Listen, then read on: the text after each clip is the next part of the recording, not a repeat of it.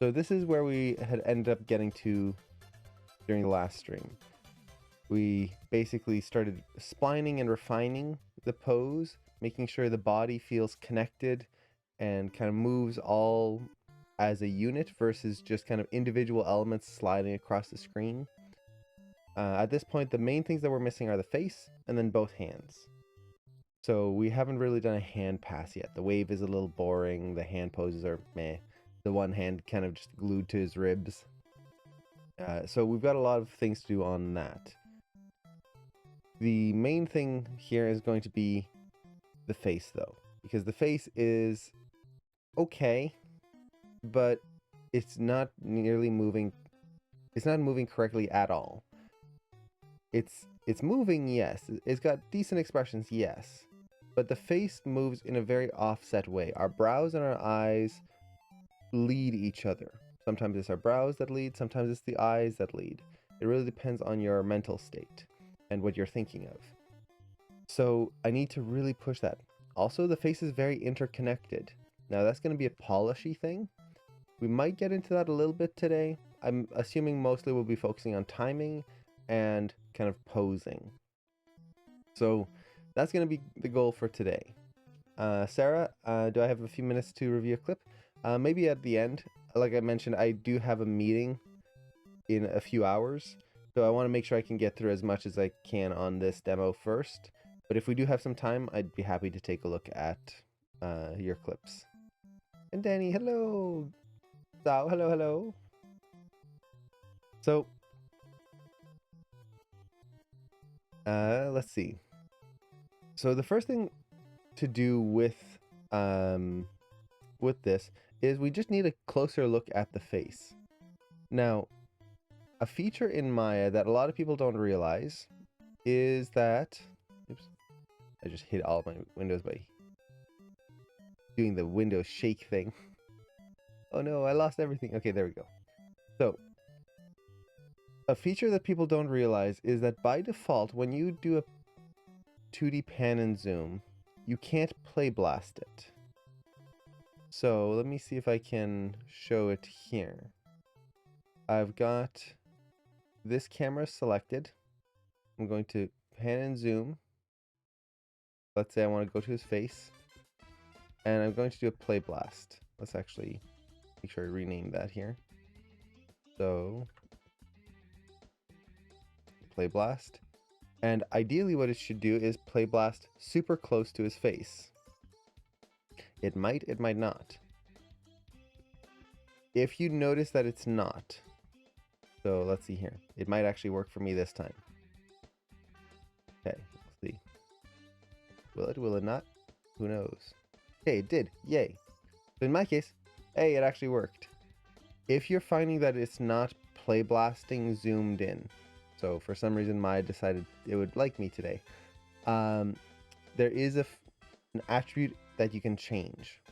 So if you select your camera, go into the attribute editor, and go under 2D pan and zoom, just make sure render pan and zoom is checked. And that will allow it to play blast and render with the zoomed setting. It's very nice, especially for the next thing, because what I can do is I've got my camera here that's a facial camera already zoomed in just on the face. And what I was able to do is play blast basically a close-up of the face. So instead of having to try and do all my facial animation stuff from here and my facial analysis, I can go right in here and really pay attention to those changes. So this will help us kind of really retime things and make sure we're doing things correctly. Now, as you're doing this, keep in mind that you do want to look at it from the main view, from here, because everything has to read well from this view. We're just using this to kind of see more details. So, in terms of the face, there's a few big things that I need to do. The first thing is going to be figuring out what I want to have lead and what I want to have follow. I know I mentioned this in many of the streams, but it's a very important part, especially on the face. What's happening right now is that everything kind of reacts at the same time. So as he turns his head, his brows are coming up, his mouth is widening out, the blink is happening, everything goes at the same time. As he reacts here, his eyes are opening, his brow is going up, his mouth is changing shape. Everything happening at the exact same time. Every expression is that way. Every change, everything happens at the same time. So we need to pick what leads and follows. Well, like I said earlier, it depends on what the character is focused on, what they're thinking of. So for example, we've got this head turn here. And depending on how I want this head turn to work, I have a lot of different options. So what I could do is I could have his eyes lead the head turn, where he's kind of looking this way, and he blinks, his eyes open up and turn, and that draws the head over.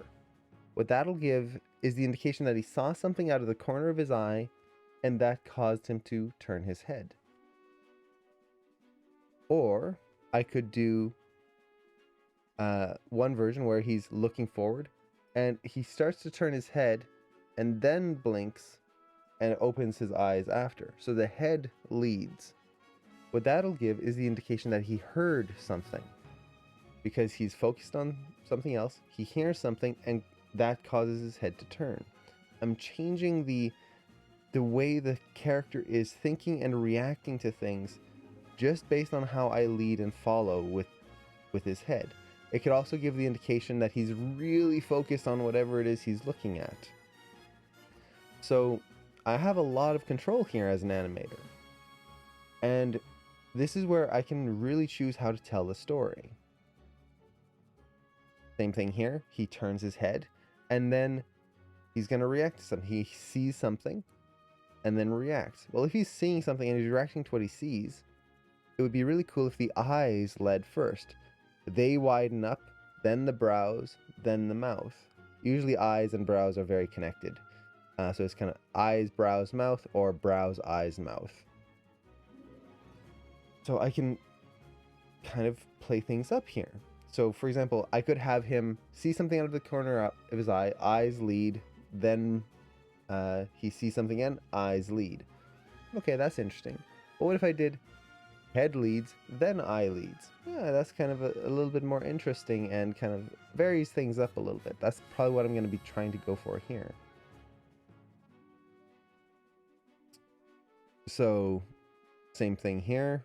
He gets that big reaction, eyes would lead. In this case, he's already reacted. He's looking at the person.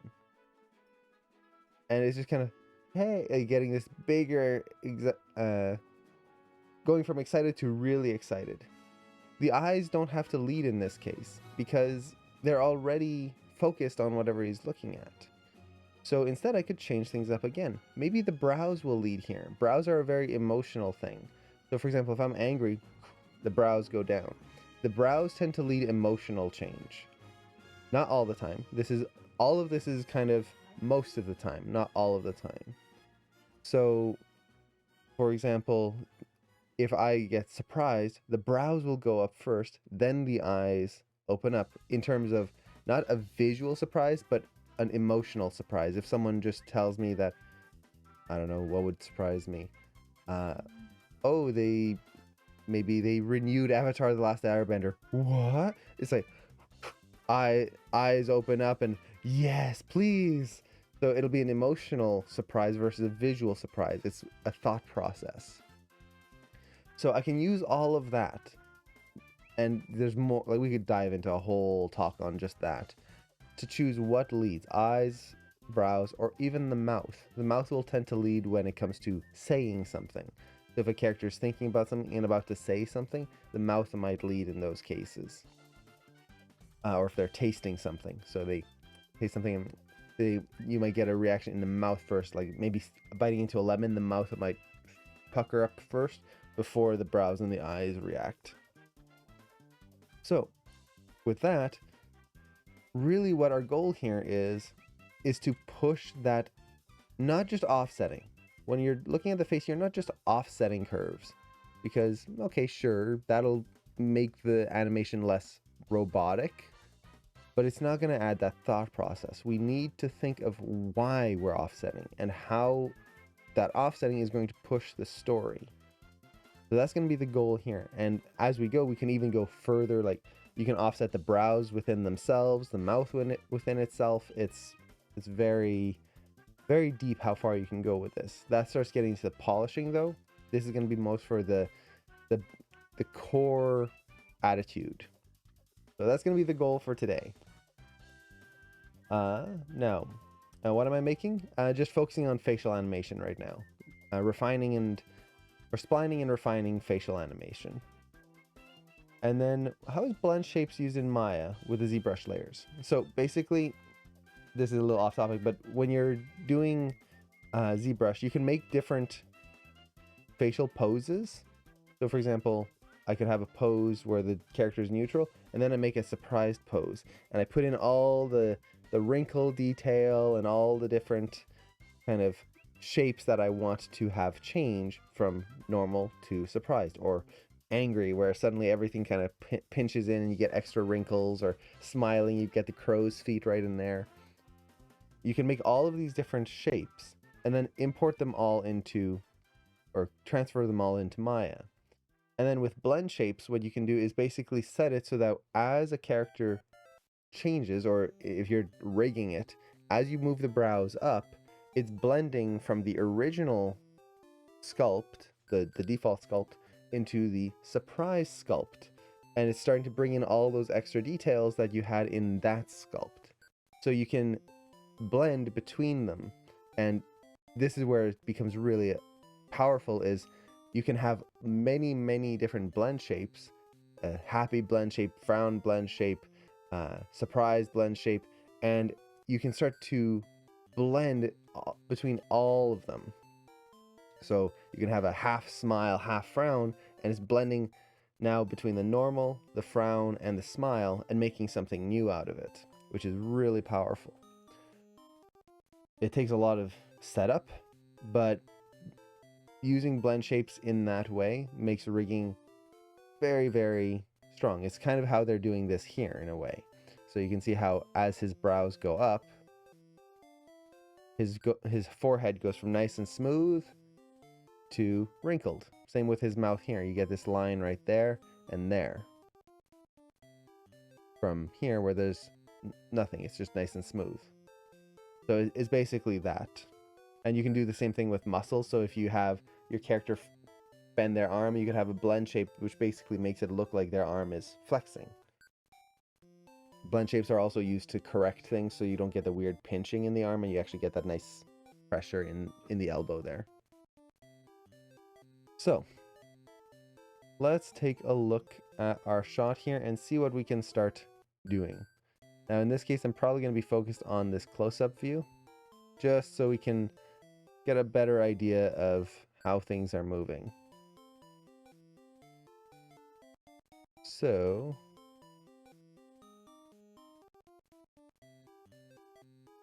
let's see here. So the first thing I like to do is I like to focus on the eyes, and I like to get the timing of the eyes in place. The big reason being they're kind of the window to the soul. I know that's kind of cliche, but it is kind of true. If we can get the eyes to work, it really makes a big difference for the rest of it. Once I have the eyes, it's really just a choice of should the brows lead or follow. And that's about it. And that gets me the whole eye mask very quickly. So in this case, I probably want the eyes to drag back here. So it's going to be pretty simple what I need to do. Basically, I just need to hold the eye position here a little longer. So on frame 12, you can see how it's starting to move. I just keep it in place. He's going to stay focused there. And I could even keep it back here on frame 16. So technically his eyes right here are still looking out in the wrong direction. Then you can see his eyes are going to drag over. Now I'm going to stop looking at the eyes and start working on the blink now, because I I need to time the blink out in order to make the rest of the eye move happen and know when the eye should actually swing out. So, let's see. To do that, I need to remember which eye controls have the blink. Is it these ones? No. Right there. So, I'm going to need to retime the blinks. And what I'm basically going to do is I want him to look, start to turn his head, and blink during the turn. Which means that if he's starting to turn his head right here on frame 12, I kind of want to maybe have the blinks happen on frame 14-ish. So let's go into our graph editor here.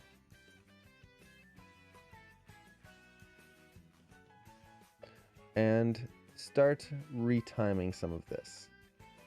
So you can see right now the blink is just slowly happening for all this time. That's a slow blink there. So let's retime this. Whoop. Keep those eyes open. Right there. So now he's going to start to turn his head. Now the brows are going to be a little off, but starts to turn his head, and that's when the blink happens, during the head turn. So turns his head. Let's find out when the eyes are closed. So for a blink, there's a lot of different ways we can do a blink. We can do slow blinks where the eyes close slowly and open a little bit more quickly. We can do fast blinks where they just snap shut.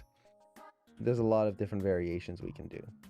In this case, I'm probably going to go with maybe a 2-frame blink. I don't want it to be too slow. Especially because I need the eyes open long enough for him to react to things. And this might actually change some of our thought process later on. I'll talk about that as we get to it. So, comes in, let's blink. I'm going to ease those eyelids out. So we get a little bit of just a slight movement in the eyelids there.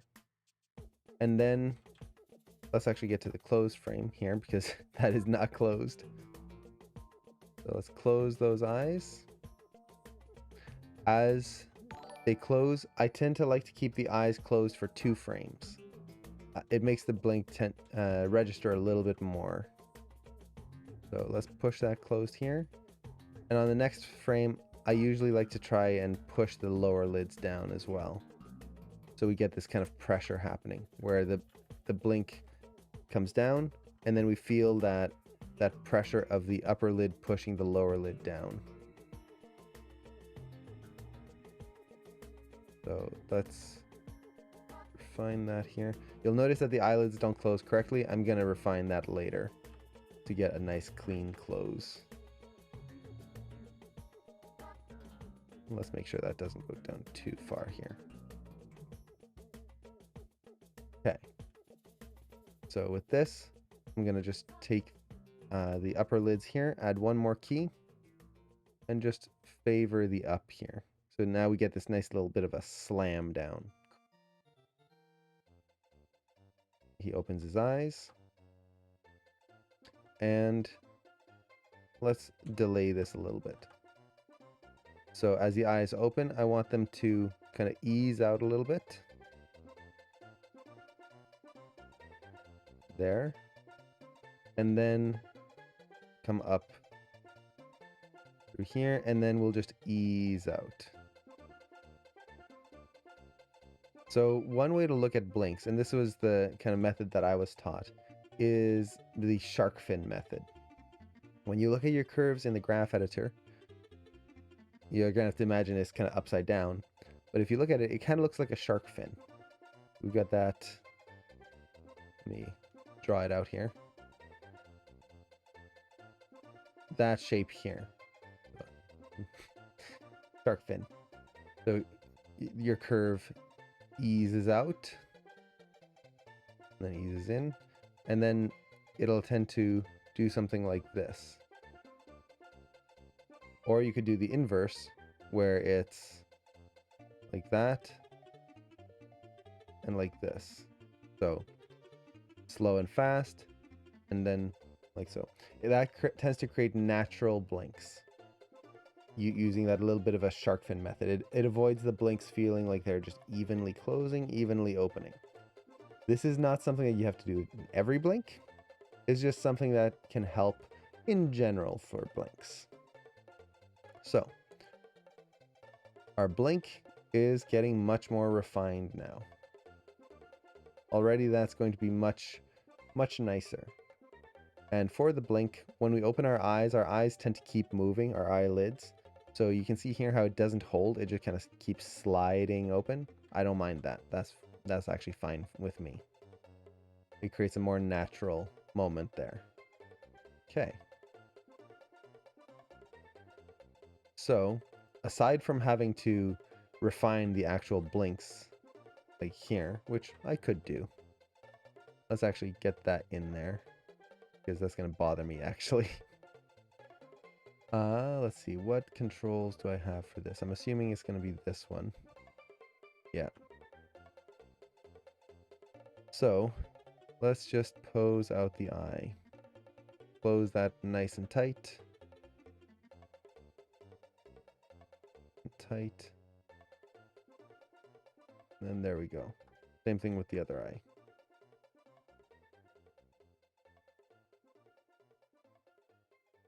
I think I can lower it just a tad. Okay. Then the lower lid I think has to be lowered just a bit more on this one.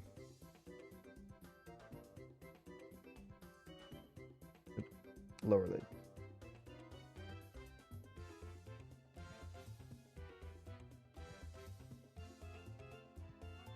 There we go. I'll refine the actual shapes later, but right now the thing is just getting the main forms and not getting that zombie eye just white in the eye. So we've got that. And already you can see how that changes the look, where the head is now the thing that leads, and then we get that blink just a little bit later. Okay. Now, the problem here is we're starting to get the eye dragging a little too much right here, which is not a good thing. We want the eye to stay behind, the focus of the eyes, but as we blink, our eyes actually get pushed. Technically, they get pushed up as we blink, so as we blink, our eyes will roll upwards a little bit, but then they kind of roll back down and then come back up. Our eyes move a lot when we blink.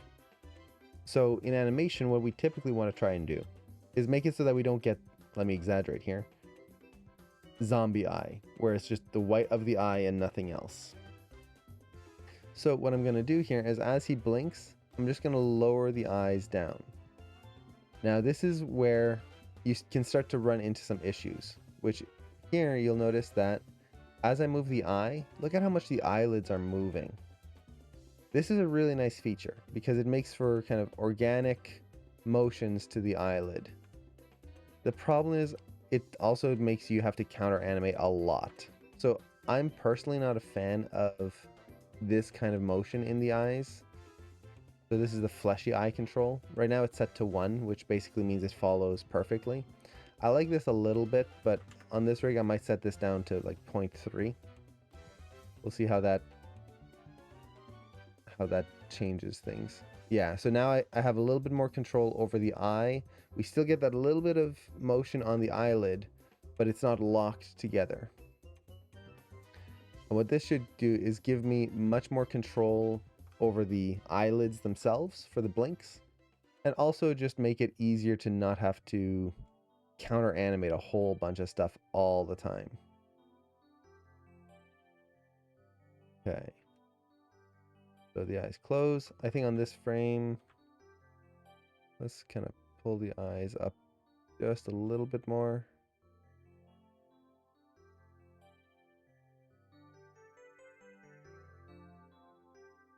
Okay.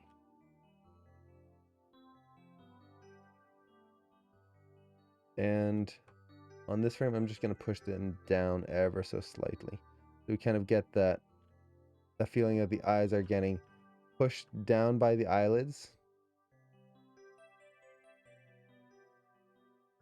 And then they can open up here. There we go.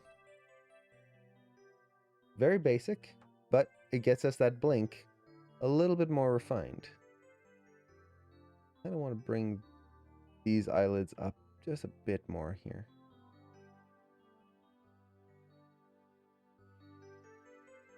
I could also use the blink control, but I always like to use eyelids themselves. I'm just used to most rigs not having the actual blink control.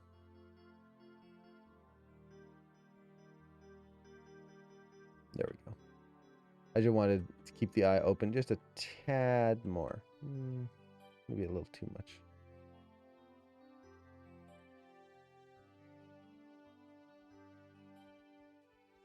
There we go. So, we get blink. Aha! That's pretty much it, honestly, in terms of that moment. We've offset the eye. We've made the eye move, and it's basically in place. Now let me actually just double check that that actually stops moving. Because basically as he opens his eye, we want it to be focused where it's going to be. The only difference is going to be as he opens his eye. I'll probably want to pose this out once again to get that eye moving up with the blink, like that.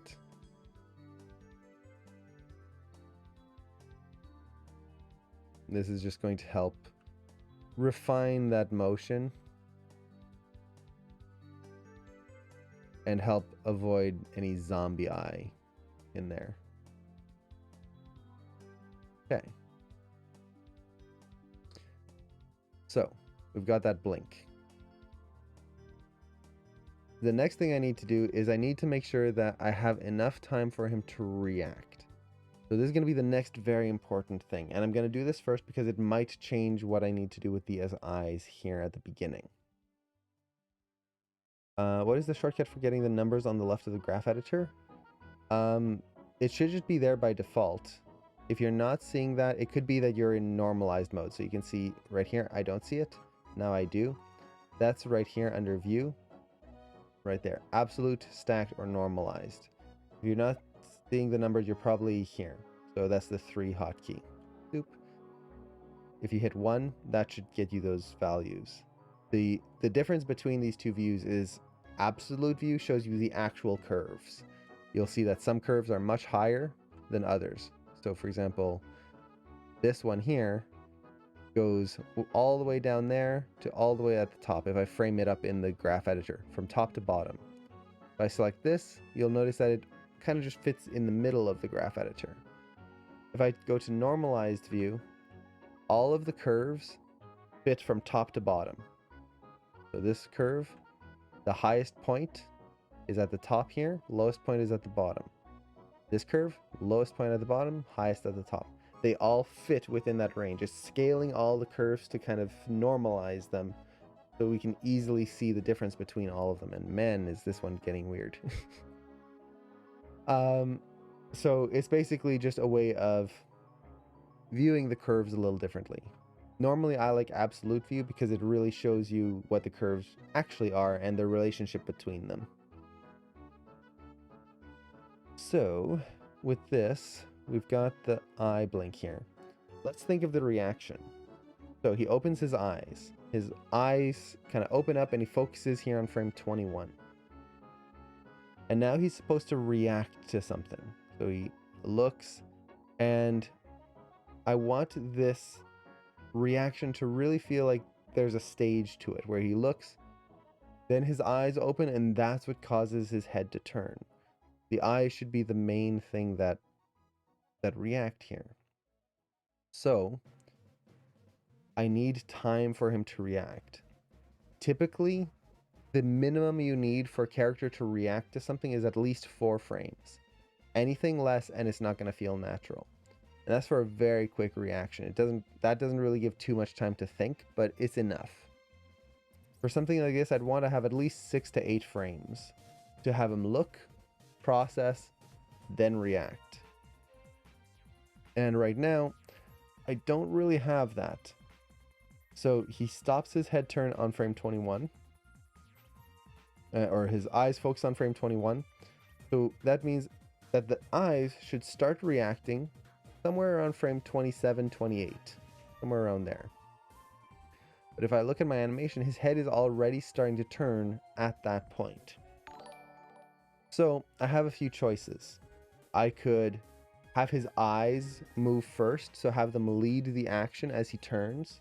That'll give me more time. So if I just take all of my eye animation, have it start turning maybe 2 or 3 frames earlier, so the eyes will lead the head. Or I can make the hold here a little longer, so I have a little extra time for him to think and process. I'm going to try to do that first. We'll see. We'll see how it looks.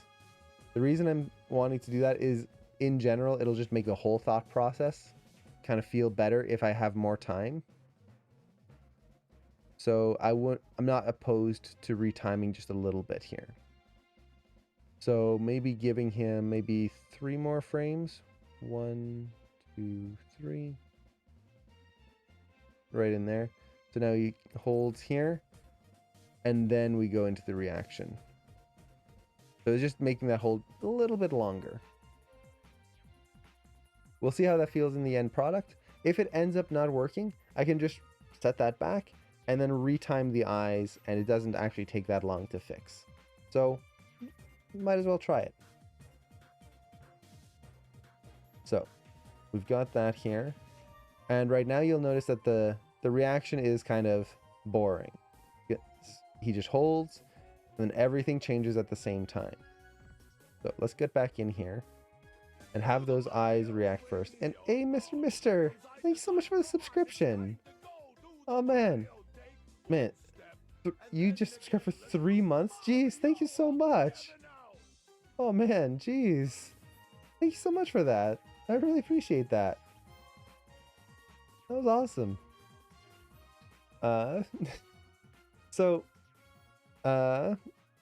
looking at the shot here, the big thing I need to do is start to exaggerate the eyes reacting. I want, as an audience, I want the audience to be able to register that he himself is registering something.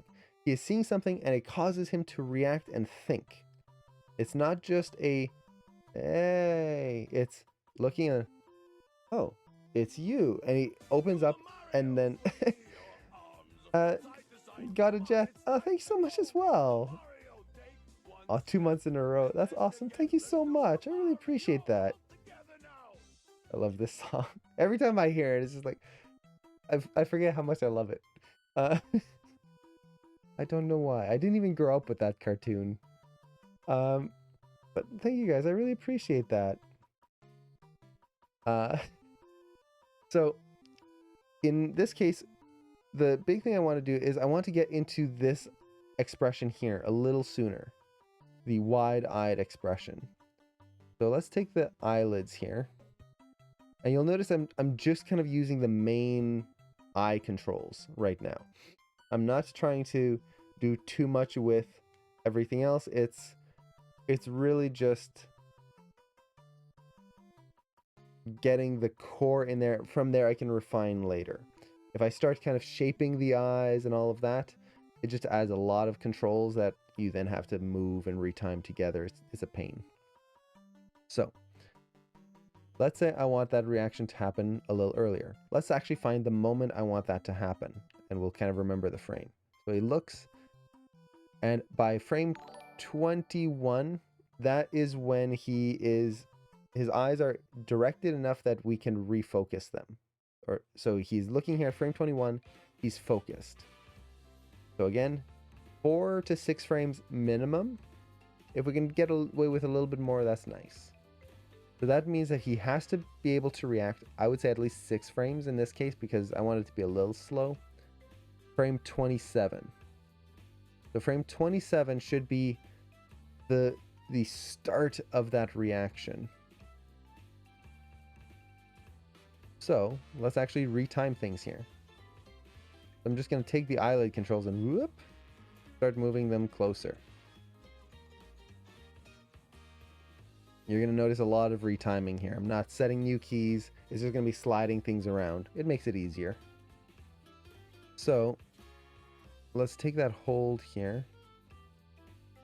I'm going to just make it holdier. That is a term. So it's going to hold up to frame at least 27. And then we start pushing that reaction open here. Now you'll notice it looks a little weird. That's because my other eyelid back there is a little high right here. It's getting hidden behind the brow. And it also doesn't help that I didn't select it. So let me undo this. Whenever I'm retiming, I don't like accidentally missing something and then trying to retime that, because you never know when things are going to get offset. There we go, that's better. Make sure you grab all the controls. It makes a big difference. Okay, so frame 27. That's where we start the reaction.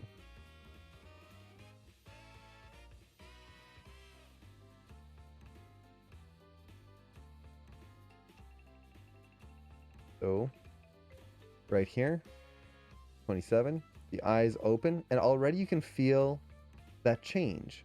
It's a little extreme right now, but he's looking, and then the eyes open up, and then the head turns. Just that starts to make the character feel a little bit more alive.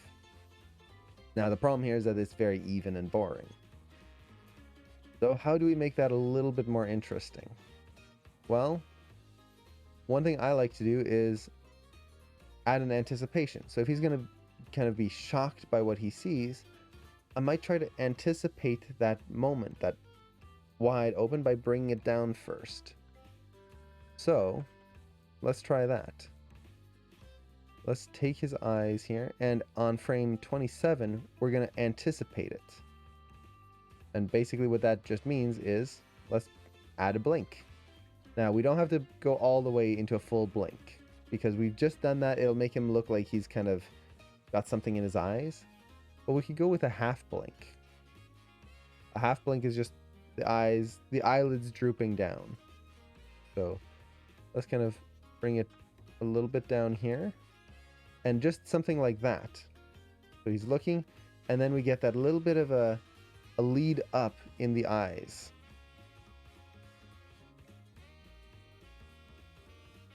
Let's ease that a little bit at the bottom here.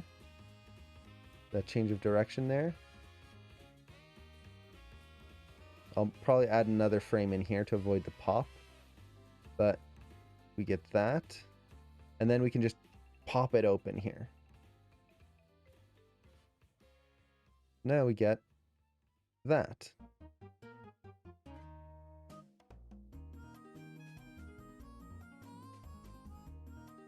Yeah, I definitely need another frame here. Let's move that over, and we'll ease those eyelids down here just a little bit. We get that one little frame of motion before they come down and then come back up. And as they come up, I'm gonna try to avoid them locking. Right now they come up and they just hit in place. I want them to ease in. This is just going to make the eyelids feel much more alive if they're not snapping into place.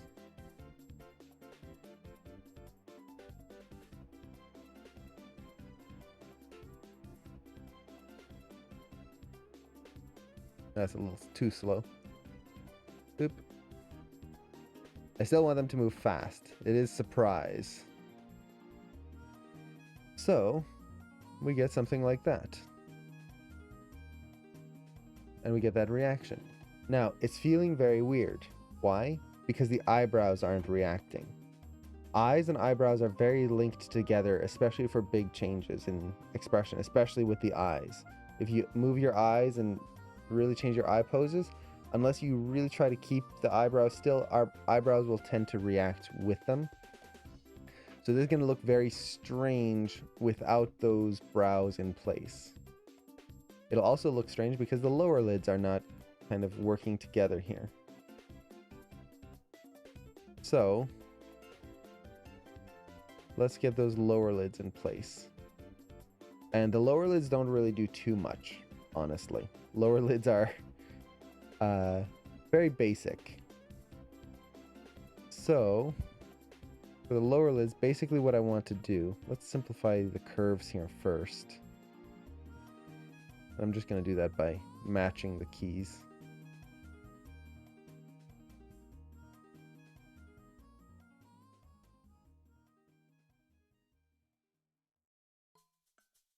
Okay, something like that.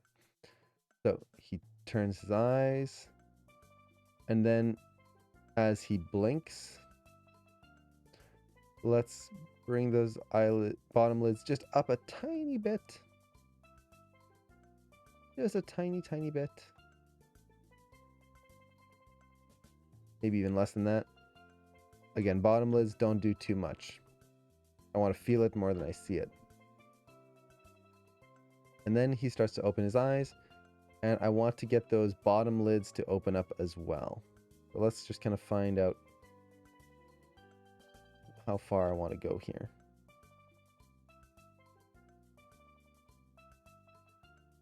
So maybe something like that. Okay. Close, start to open. Let's ease that out. And then kind of let that pop open. There we go. So that connects the bottom lids as well. Very slightly.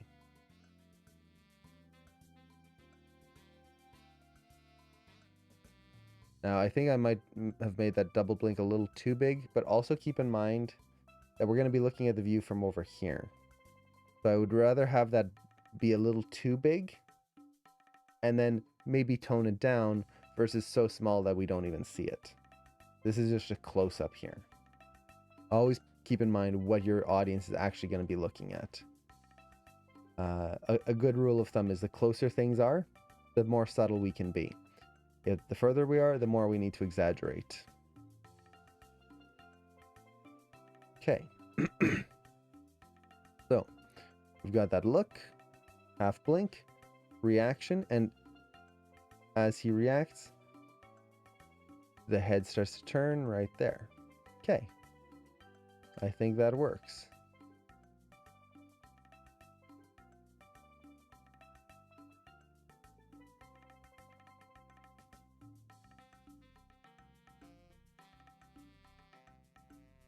So, he then keeps his eyes open.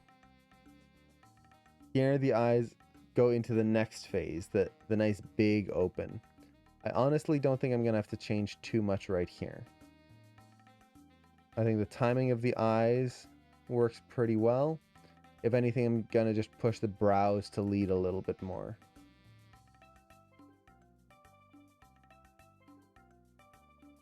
Yeah, I could kind of add a little bit of a squash to the eyes before they open up even more here, but I don't think it's necessary. If anything, the only thing I'll do is kind of push the spacing here to just be a little bit more dynamic as the eyes open up, so that they don't just feel slow and even. Okay. Now, one thing I am noticing is at the end, I feel like my eye direction has changed a little bit. I know we had fixed this earlier, but it looks like something got tweaked again. So what I mean by eye direction is at the end, he looks like he's looking far more screen right than he is over here. So I just want to adjust that.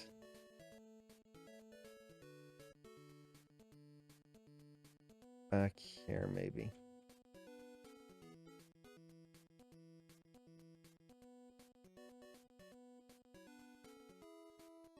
And where do I start losing the focus? I think it's like right around here.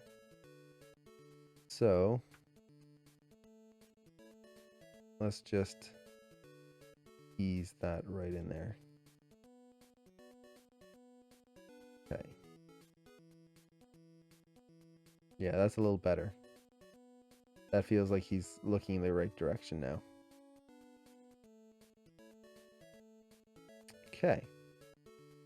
So we've got the eye kind of blocked in. It's not that much, honestly.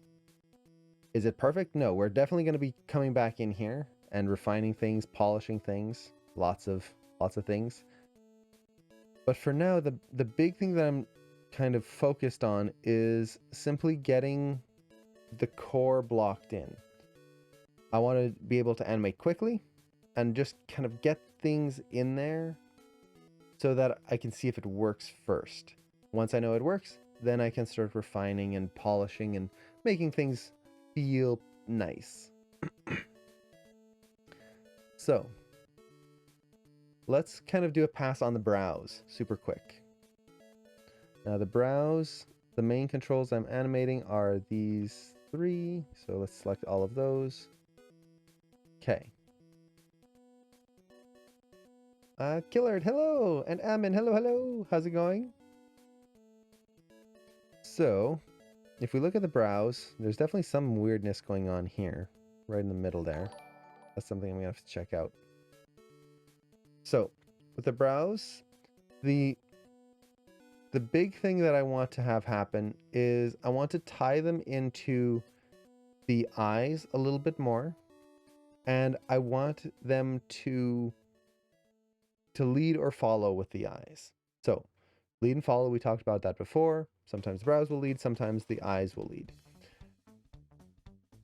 Tying them together basically means that they should kind of work together in their motion. So for example, as the character is blinking here, the brows are going up.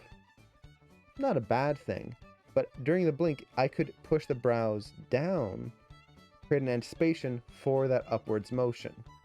It connects them with the eyes and makes a nice anticipation. Nice double win there. So what I'm going to do is I'm going to look for the frame that my eyelids start coming down, which I believe was frame 14. And I'm just going to hold the brows in place that whole time. So let's just retime everything. Boop. Brows hold. And then I'm going to look for my closed eye blink here. So the blink is closing. And I can, let's see, how do I want to do this? I have a few different choices. Basically what I can do is just hold this pose here. So it comes down, closes. Let's kind of bring those brows down a little bit. So as he blinks, the brows come down, and then they'll come up after the eyes start to open up here. So let's actually see that. Make sure I've got all my attributes selected. That'll help.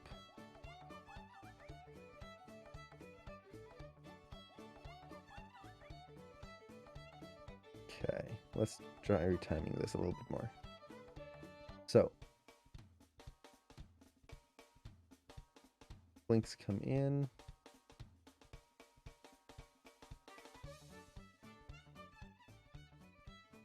There we go. Get all the attributes there.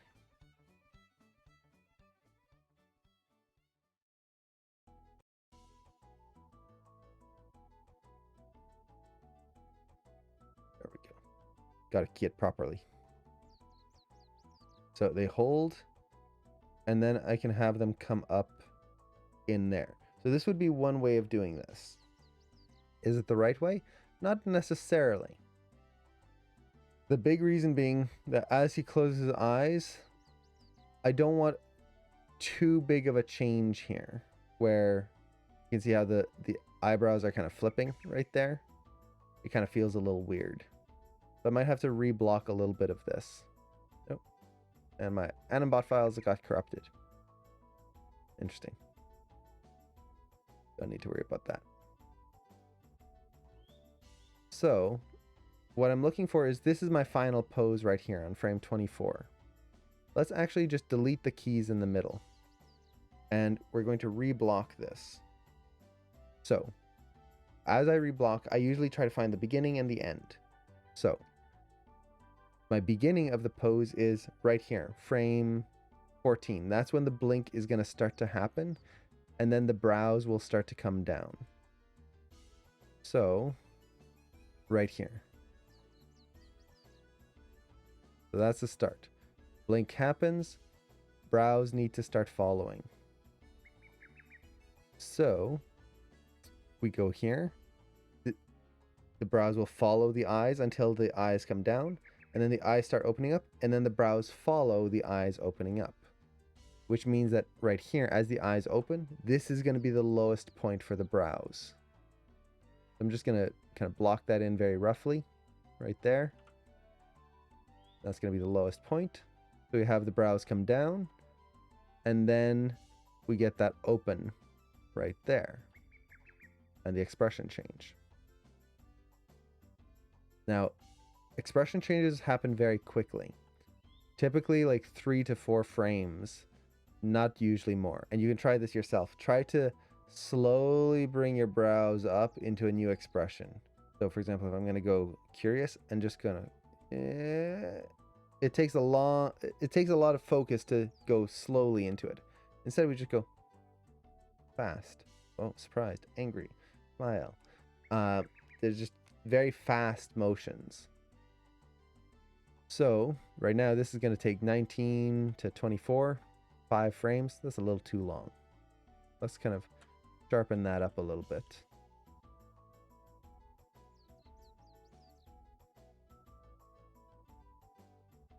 Okay, so something like that. Still feels a little weird.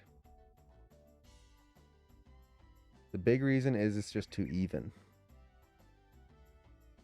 So let's kind of jump into here and kind of start going frame by frame what's happening. So he starts to blink. His eyebrows are holding. We can see that right there. That's good. As he starts to blink, I think I can maybe offset this one more frame. So as he starts to blink, the brows will start to come down. Brows will hit their lowest point right here. And let's actually shape the brows. This is going to be very helpful. As they come down, I want to start tying them into the next expression here a little bit more. You can see how it's just this kind of worried look right there. Let's actually bring the inner brows down a little bit more.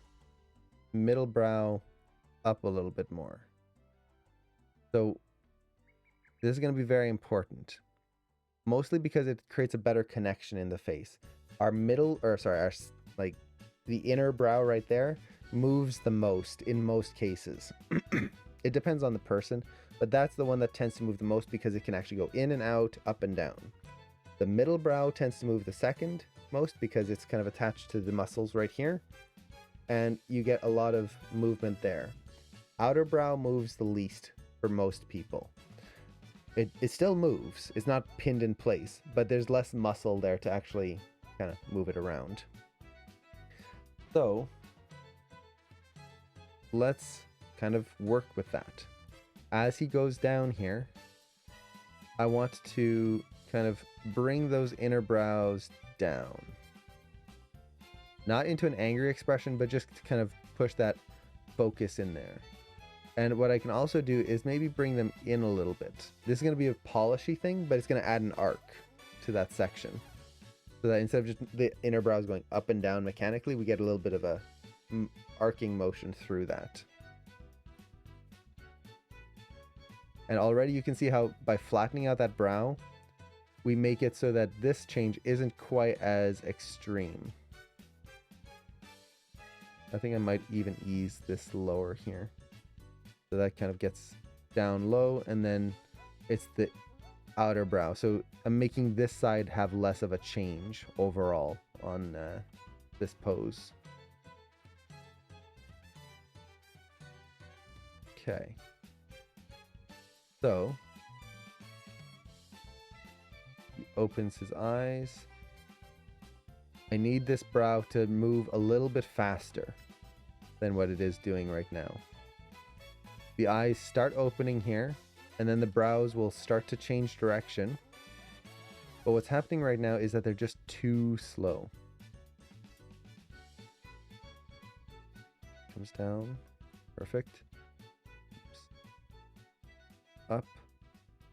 I need that to favor a little bit more of the final pose. Right in here. Oh, too far. Like that. And then let's exaggerate this as well. So bring that up. Why is there... Oh yeah, the rotation.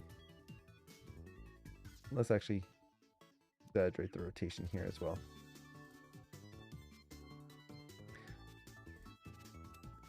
So, kind of pushing that connection up a little faster. So we kind of hit that pose a little bit more strongly. Okay.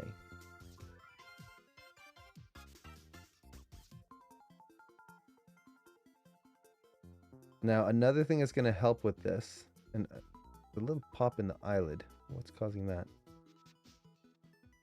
That should not be in there. Probably accidentally keyed something there.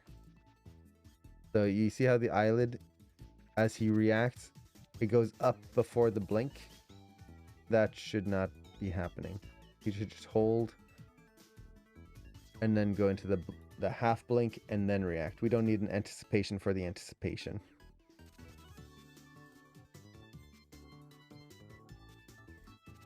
Oh, I know what it was. This was supposed to be like this. Weird.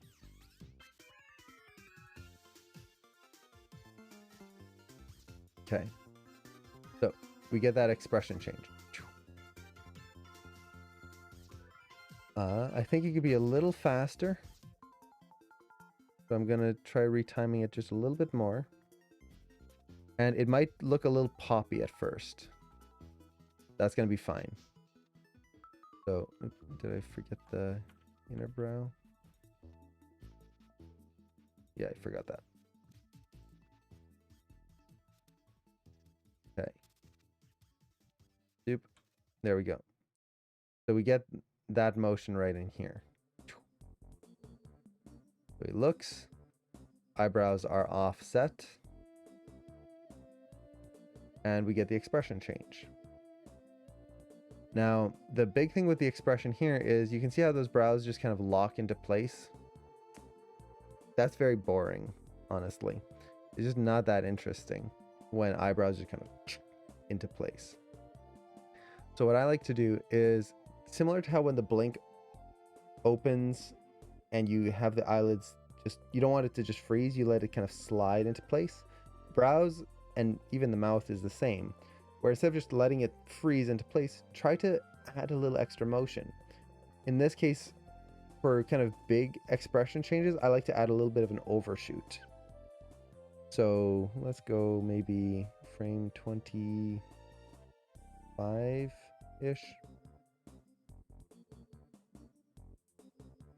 Yeah, that should be enough. What I'm going to have happen is as the brow comes up, it's actually going to go higher than it should. We're just going to get a little bit of extra motion in there that then settles back down. Just a little bit. And what that does is it avoids that feeling of the brow just slamming into a wall. We'll be able to refine this later, but yeah, I definitely don't want it to be mostly center there. It would be outer edge on this in this case, just because it's kind of that side that's he's looking through. But we get something like that. Now let's take a quick look here. I'm gonna just turn on cache playback, see if it'll work today. For some reason it wasn't working for me yesterday. And we'll see what we have. It could be completely wrong. That's fine. I have it kind of blocked in, so at this point it's just kind of refining the timing. Yeah, there we go. That's not so bad. The brow bounces a little bit. I'll have to just exaggerate that overshoot, make it a little slower. Kind of tweak the curves a little bit. But we're getting that breakup of motion in there, where as he turns, we get this nice kind of offset. Now I'm thinking I could even push the brows a little bit differently. This is going to be just an experiment. So I'm going to be layering things in a little. What I mean by this is right now I have the eyes leading the whole time. So the eyes lead down, the eyes lead up. So the brows are always following. What I could do is I could flip it midway. I could have the eyes lead down, but then the brows lead up. So the brows feel like they're pulling the eye open. So what this would be is just retiming the eyelids, or sorry, the eyebrows here. The brows come down. And then right around here, let's retime the brows so that they start to come up earlier. Like that. So now you can see how that brow kind of pulls up first, then the eyes open. We just get a little bit of an offset. Let's see how that feels. I kind of like that more. It just kind of links them together. It also makes it so that on the head turn, we get that expression a little bit faster.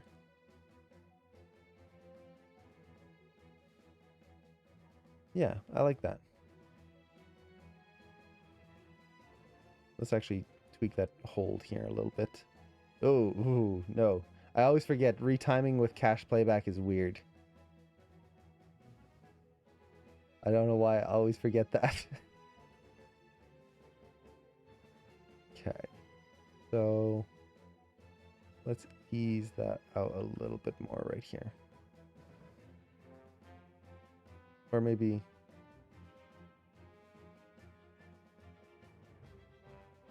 higher? We'll see. I'll refine that later. I don't want to get too locked into polishy details. Okay. So we've got the brow in there. Let's actually get the brow kind of refined for the rest. Not polished, but just kind of retimed and refined. So here we have the eye kind of blink down. We could add a little bit of a reaction there with the brow as well, just to kind of link them together. Where, got a key here. As it goes down, we get just a little bit of downwards motion right there. And it just kind of helps to anticipate the next brow motion right through there. Yes, I should save. Thank you for the reminder to drink too. That feels so much better. Let's save. So we retime the brows. Okay. So let the eye lead here, then the brow.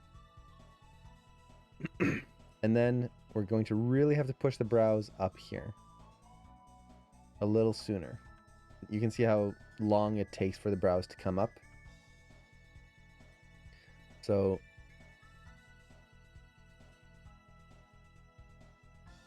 I want this moment here where the eyes open up a lot, but the brows haven't really reacted yet. I do like that feeling. I might set a key there and then just retime the rest here.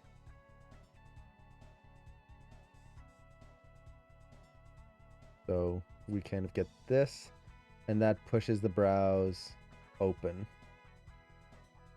Now, the one thing I don't want here is you'll notice I've offset it to the point where eyes open, stop, brows move. This is too offset.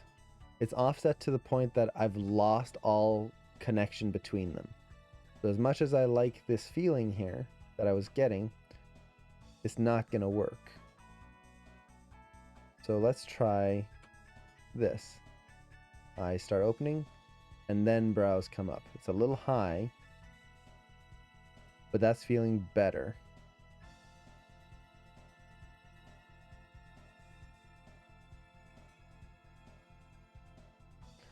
The other thing I can do is let's actually overshoot the eyelids as well. Make sure I select the right controls. That helps. So as the brows open up, let's kind of bring those eyes way open here and then let them settle down.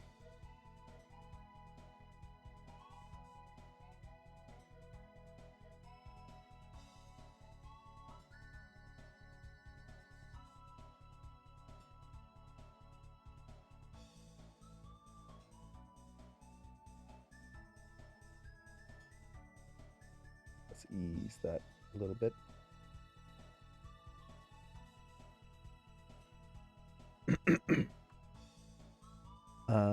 So Anna Wilson, hey, how's it going?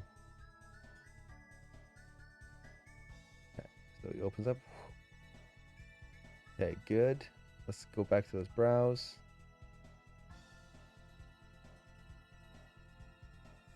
And see what we've got. Brows start to come up. That's good. They go up. And then I think that works pretty well.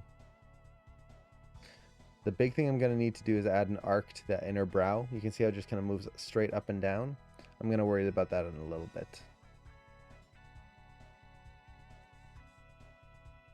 Still feels a little disconnected right here. So what I mean by that is I feel like the eyelids hit, and then the brows and the eyes kind of move too... It's just too in sync right there, for lack of a better term. So let's move those up.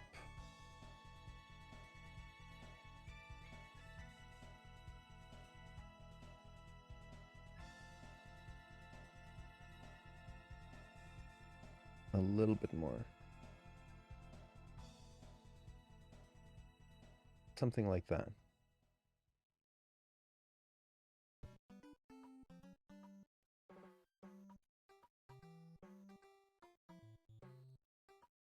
I'm going to try offsetting one frame.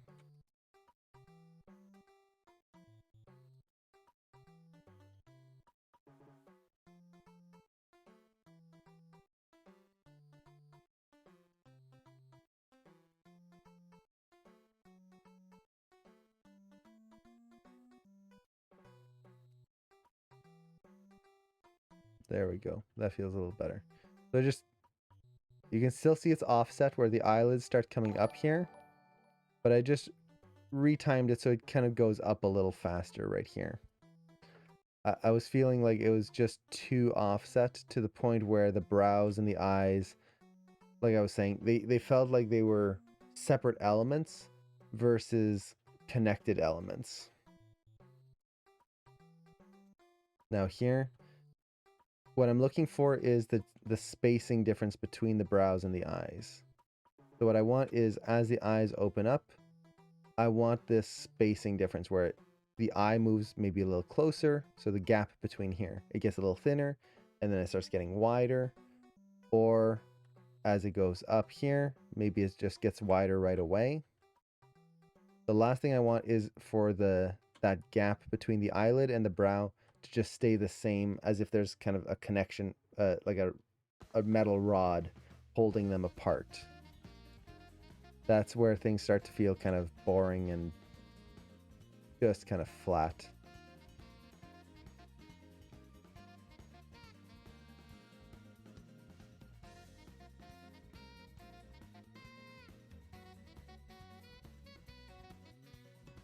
Okay, that's feeling better. Let's take a look at this. Okay, That feels decent. I didn't turn on cache playback, so it's not playing back super smoothly. But that feels okay.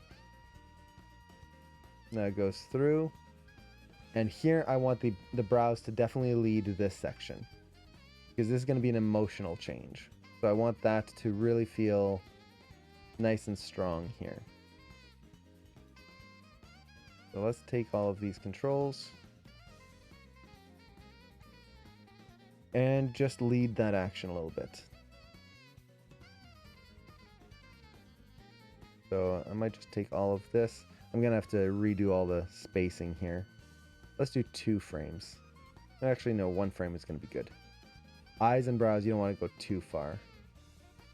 But just like that, you can start feeling that those brows come up a little faster there. And once again, we want to ease in a little bit more. So, simple way to do this is just going to be using the ease tool with the Animbot. If you don't have that, you just create the ease. This is just for sake of time.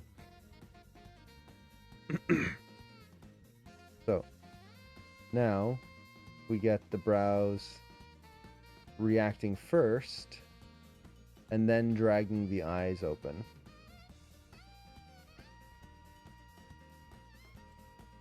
Same thing with the brows coming down.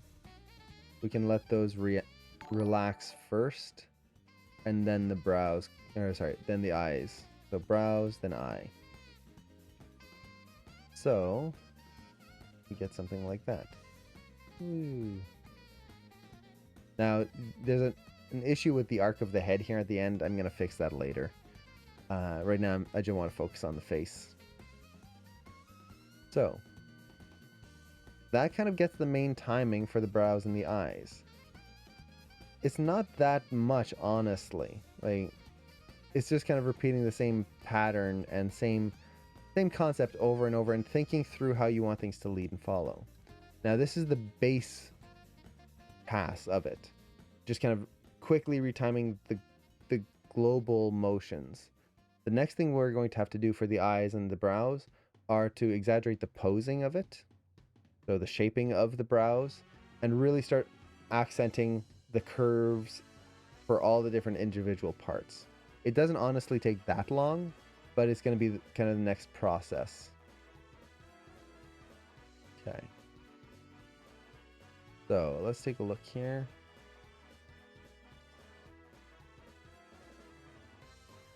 So overall, I think it's working pretty well. It is definitely feeling very stiff, the brows. They're not as kind of organic as I would like them to be.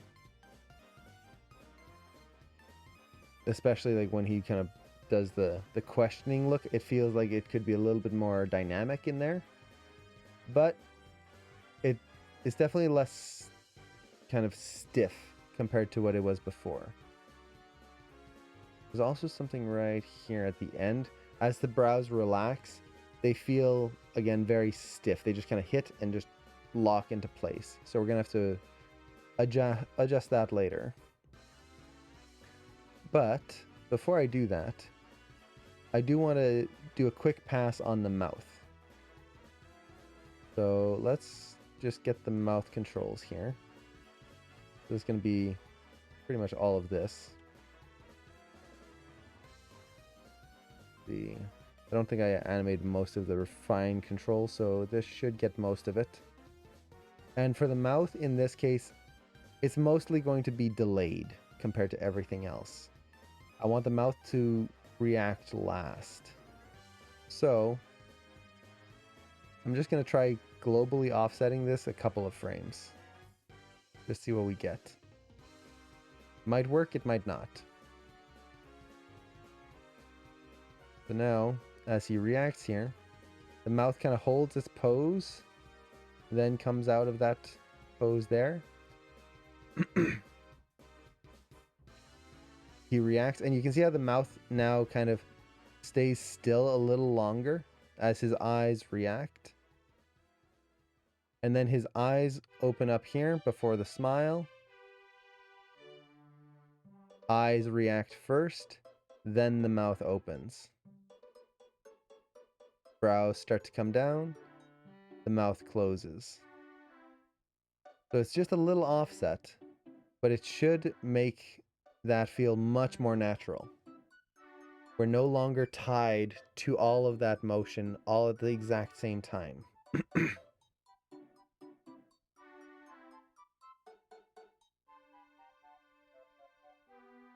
So, pretty simple. Now at this point, with the mouth, we would need to refine the individual curve. So for example, the jaw curve, getting the mouth corners, pushing the appeal of each pose, and just kind of breaking those down.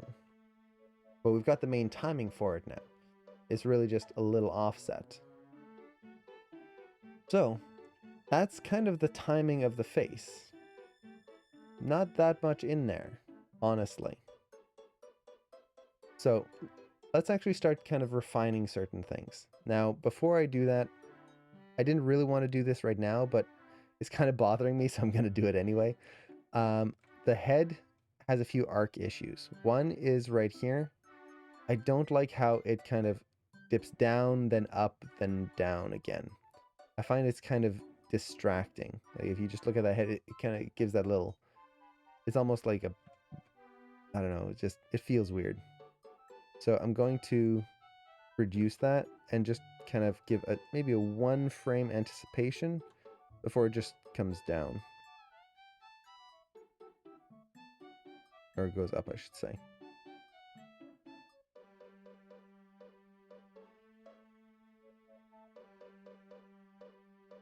Okay. Also have to adjust the rotate Y in there.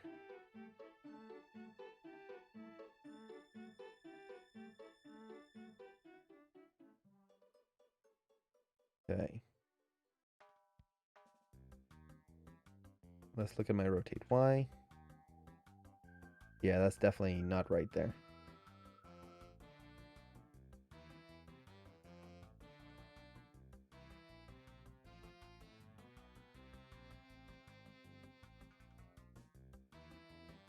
I want a little bit of motion, but not too much.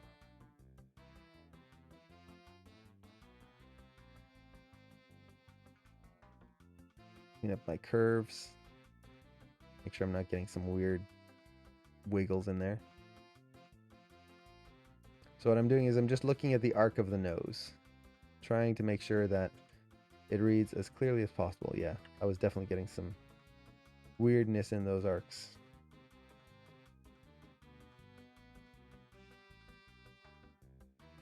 That's better already. Nice and clean. Yeah. So now if we look at that beginning, there isn't that pecking motion, that kind of weird jerk. Now right at the end, I am getting kind of this weird like wiggle right there. If we look at the end of the nose, so not grease pencil, I don't want the grease pencil, I want the motion trails. Let's track the very tip of the nose. Which control would it be? We'll track this one.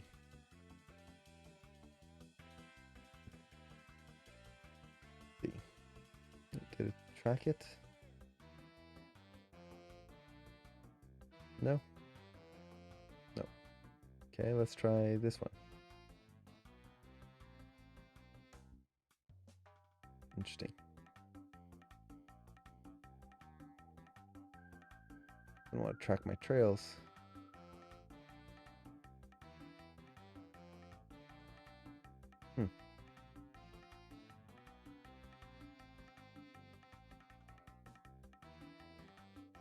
Let me see here. Let me track the head, see if that'll work. Oh wait, no, it's because, yeah, Animbot got a error. That would do it. So let's do the Maya ones. The Maya ones are good, it's just a little slower than the Animbot ones. So I tend to like the Animbot a little bit more.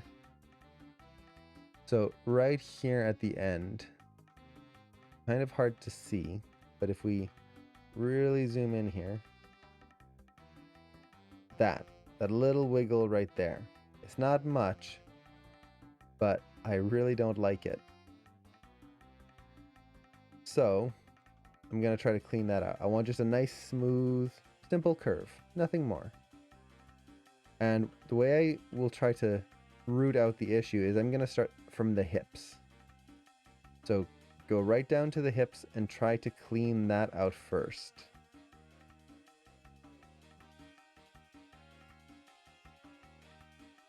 So let's get that. Let's look at the let's see, nerves, curves. Okay, so it's still going back here. Let's look at the spine. Could actually be right here. We've got this little reversal in there.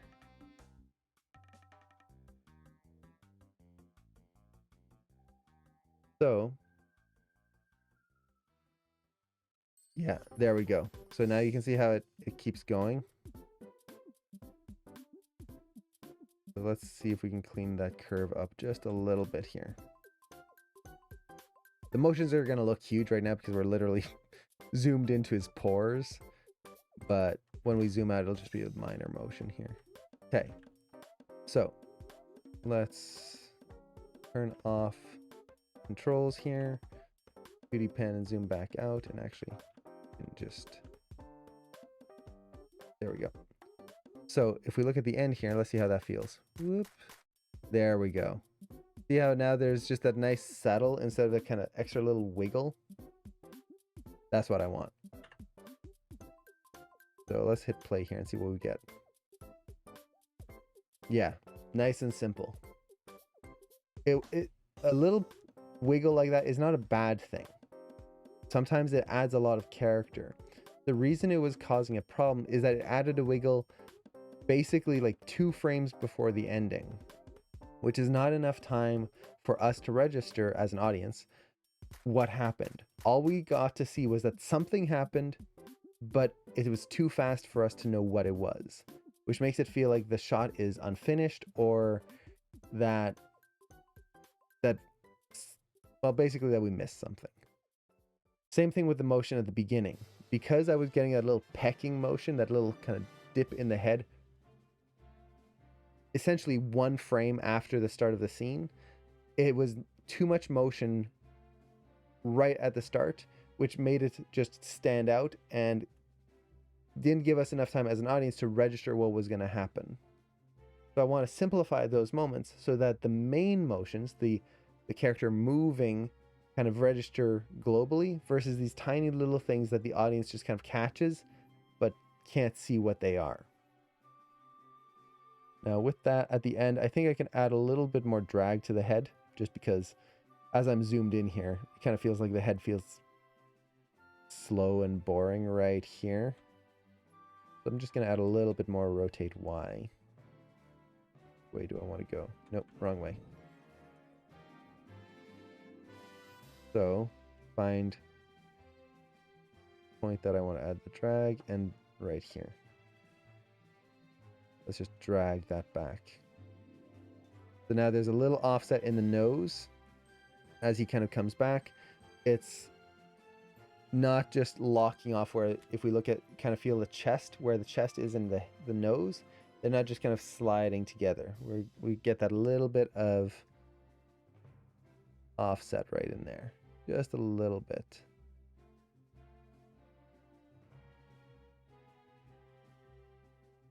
I kind of feel like I need to exaggerate the rotate X here as well too.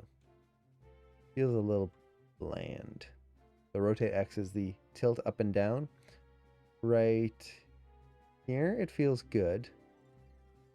But then it kind of feels like it just dies right around here.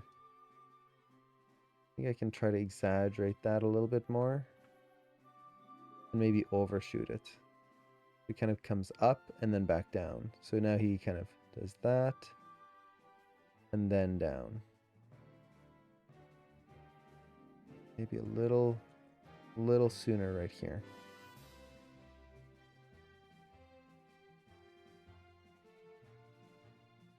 Something like that.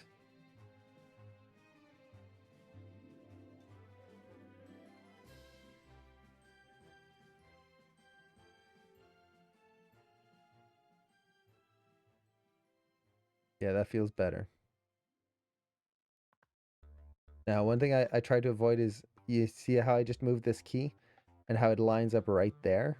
I don't like that. Ugh, cached playback. There we go. So what I'm going to try to do is I'm going to try to offset it so that those two keys are a little bit different in there.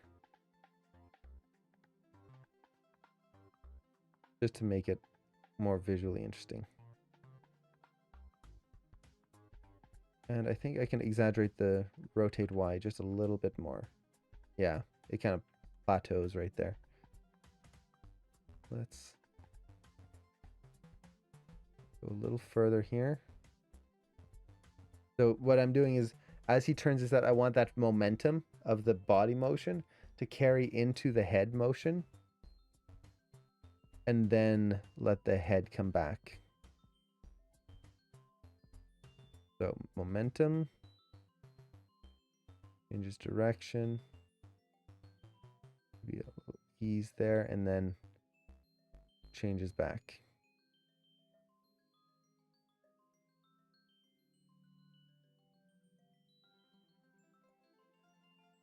Yeah, that's better. Very small changes, but it helps to add that weight to the body and head.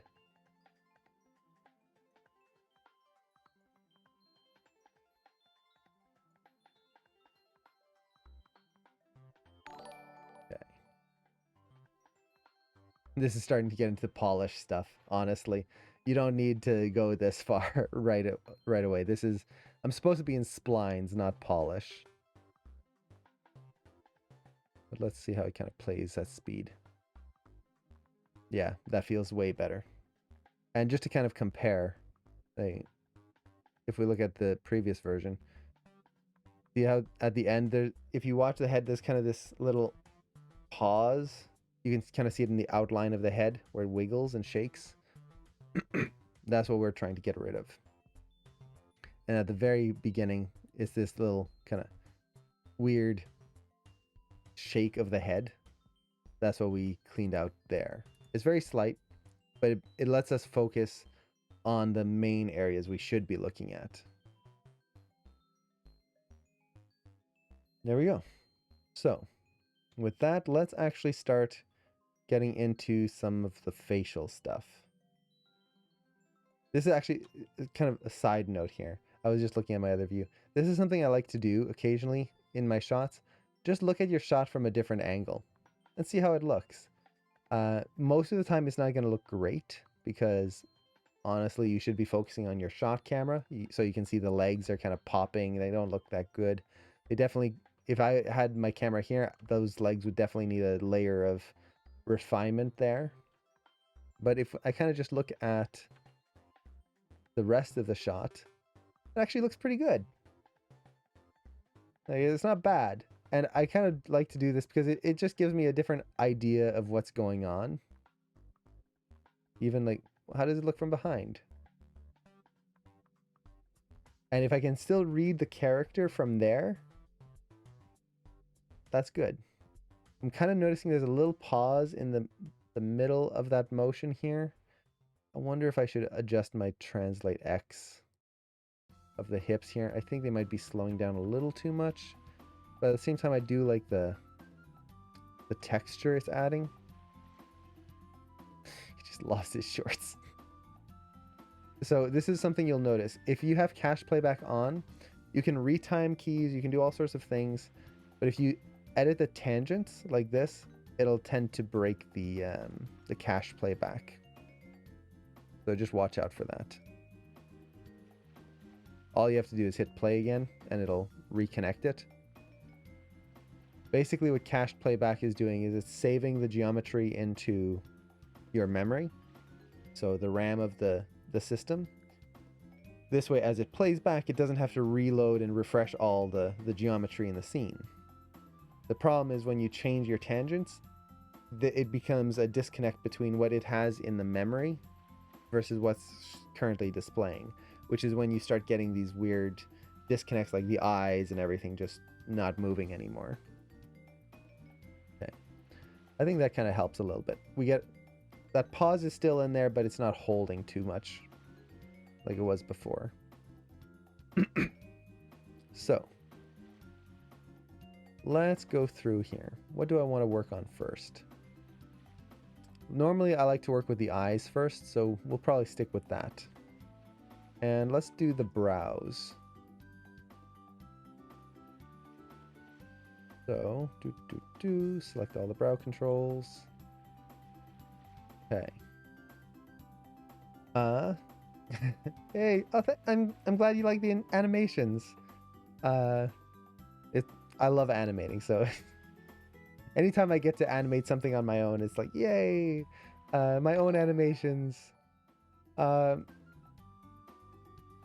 don't get to do that nearly enough. And for anyone who is an animator, you probably have the same feeling of if you're working either professionally or you're learning animation at a school, you don't usually get time to do your animations. It's always for an assignment or a project. So just getting to do little animations just for the fun of it is really nice. Ooh, learning modeling, that's awesome. I used to do a lot of modeling, a little bit of sculpting. I really loved it. It's a lot of fun. And nowadays Maya's modeling tools are so good.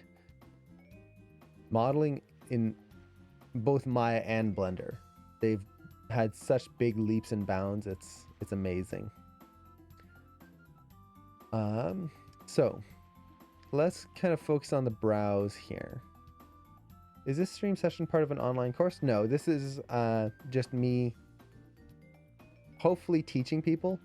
For anyone who doesn't know, I actually teach at animationmentor.com. It's an online animation school. You can actually find the information down below there. I went to Animation Mentor as a student first, and then I started teaching there afterwards.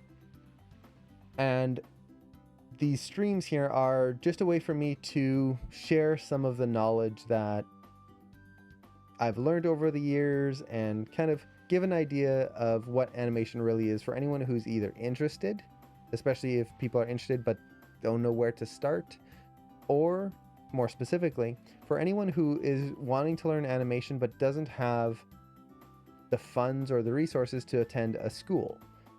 So for example, if you want to learn animation but you can't afford to go to an online animation school or a university or something, I want to be able to give a place where people can ask those questions and kind of get feedback, get a back and forth with someone versus just going on forums and random YouTube videos. So getting that kind of one-on-one feeling. So yeah, it's one of my big, I guess you could say, pet peeves is I really don't like the idea that animation or anything really, if you're passionate about it and you want to learn it, it shouldn't be behind a paywall. You shouldn't have to limit your goals and your passions in life just because you weren't fortunate enough to have enough money to attend a course, or you weren't, like, you're in a situation in life that doesn't allow you to do that thing that you're passionate about. I hate that. So I want to basically have a resource for people that regardless of where you are, you can learn, you can improve whatever it is you're passionate about. Hopefully it helps. But let's see, I'm getting distracted. This is another thing with these streams. I get so easily distracted. I want to push the brow. So there's a few things I can do to exaggerate the brow motion here. Let's kind of focus on the main brow motion, which is going to be this change right here. So what I want to do is let's focus on just this brow. We've got the rotation here. I'm just going to clean up some curves. So that control goes up, and right now we're getting this bounce feeling right there. And that's because if we look at our curve, look how sharp that is. It's coming up, hitting, and then just going straight down. This is, think of a bouncing ball. Bouncing off the ground gets that V-shaped arc. That's what we're getting here in the brow. So what I need to do is I need to soften that up. And to do that, I'm just going to ease in right there. So already just doing that, we get that nice soft motion in there.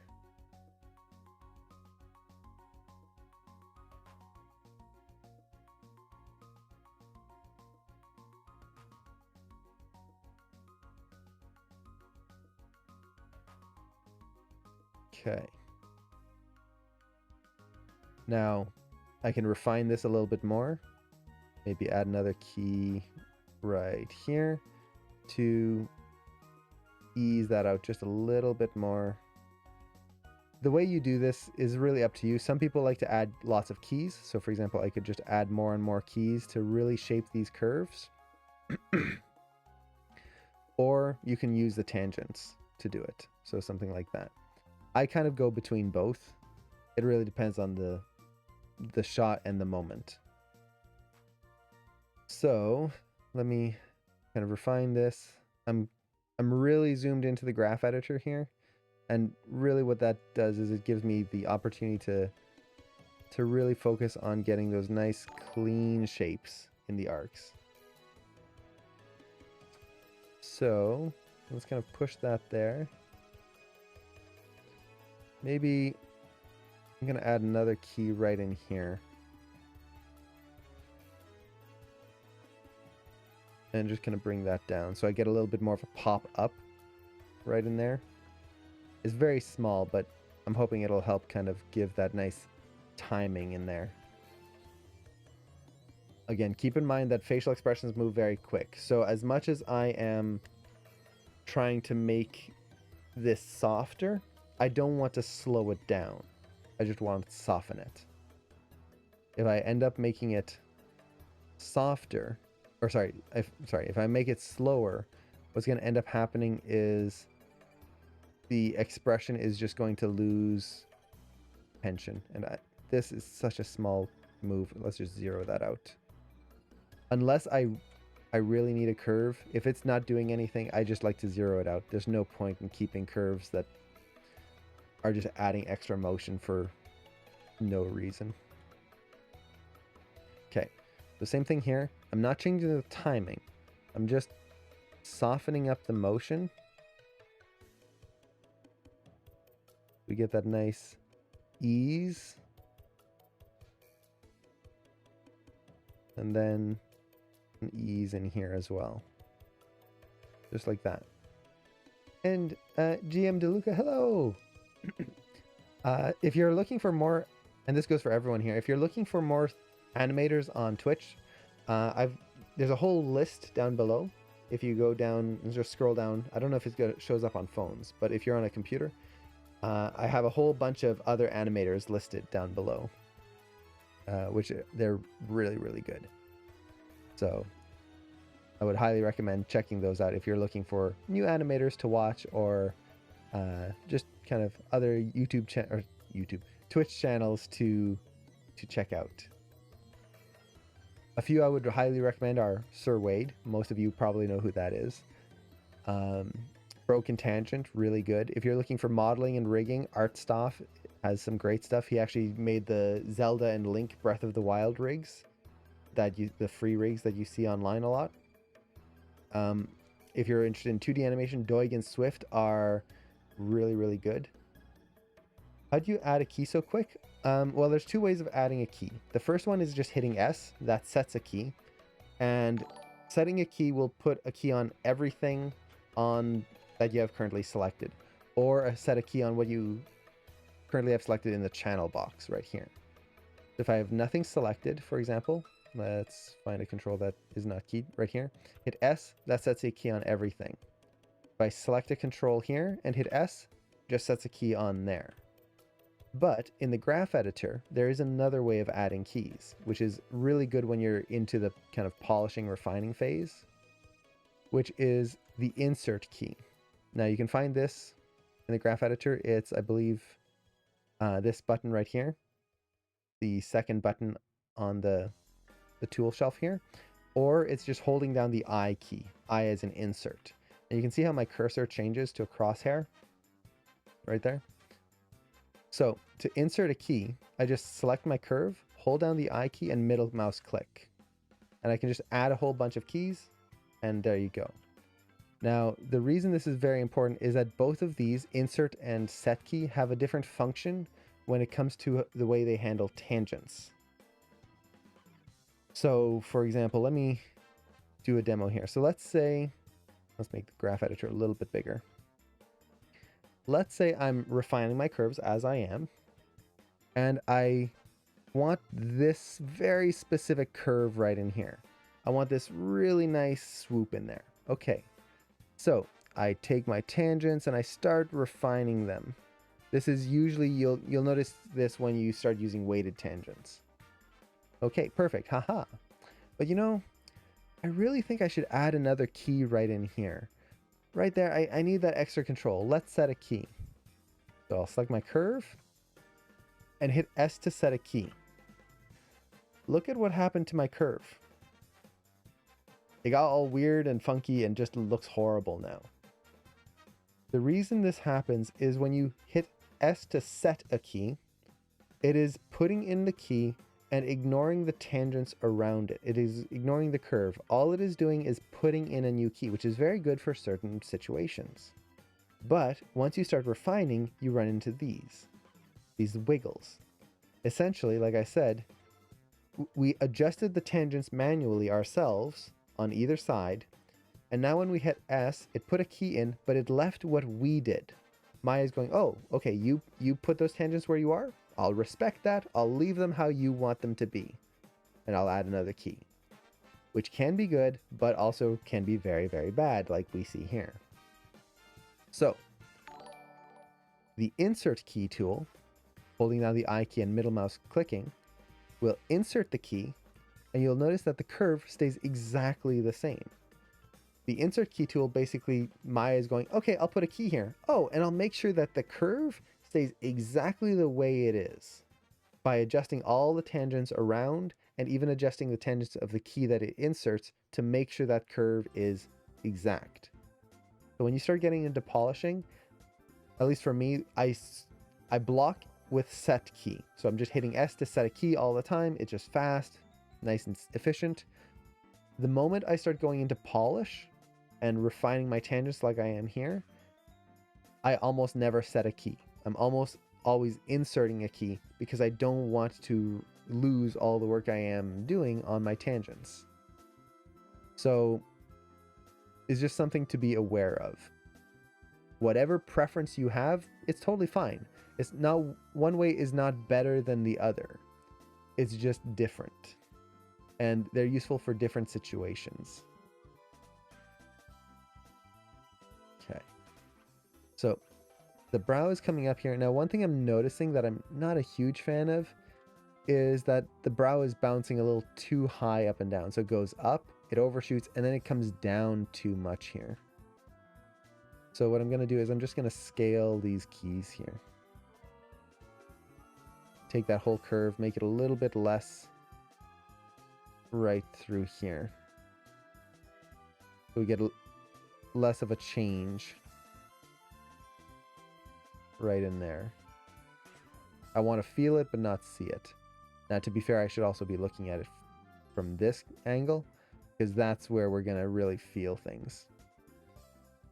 But that feels pretty good. So now we've softened that brow.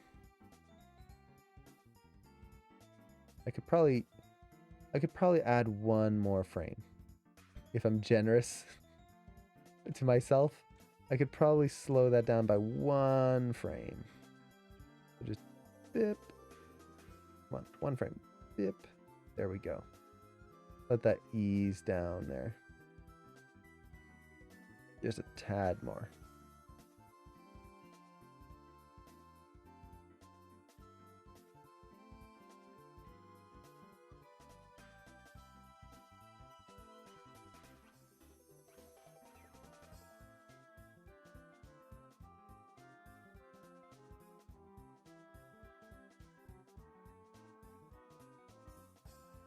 Okay. So there's a question here. I have a question. I was always wondering how you can make the animation frames suited with each other. Like I used to do some basic 3ds Max stuff, and while animating my models, I always had some models walk fast sometimes and then slower and then faster again. Like I wasn't really suited. I guess it's about the frames between each move, but I didn't know how to calculate it. Is it with a graph editor or is there some specific calculations for each move or how? So it kind of falls into a lot of different things. When you're moving characters and trying to get a specific speed, typically the first thing is timing. It's one of the principles of animation, timing and spacing. Timing is basically how long does it take for something to happen. So for example, if I'm going to wave and to go from here to here, how long does it take for my hand to go from there to that pose, one pose to the next? Or if you're doing a walk, how long does it take for one foot to contact the ground to the next foot contacting the ground? For a normal walk, that's about 12 frames. Contact to contact is 12 frames per step. So the timing is going to be the big factor here. And the way you understand timing is studying reference and analyzing things. So for example, if you want to learn how to animate a walk, you look at reference of a walk and you time everything out. You count the frames that it takes for something to happen. And then you can use that and apply it to your animation. Just make sure that you're looking at it at 24 frames per second, or keeping in mind that your frame rate might be different in the reference. Usually frame rates on reference is 30 frames per second, so we want to think about that. But you time those out. So that's going to be the first thing. The second thing is the spacing. The spacing is how an object gets from one point to another. So for example, the wave, we go from here to here, A to B.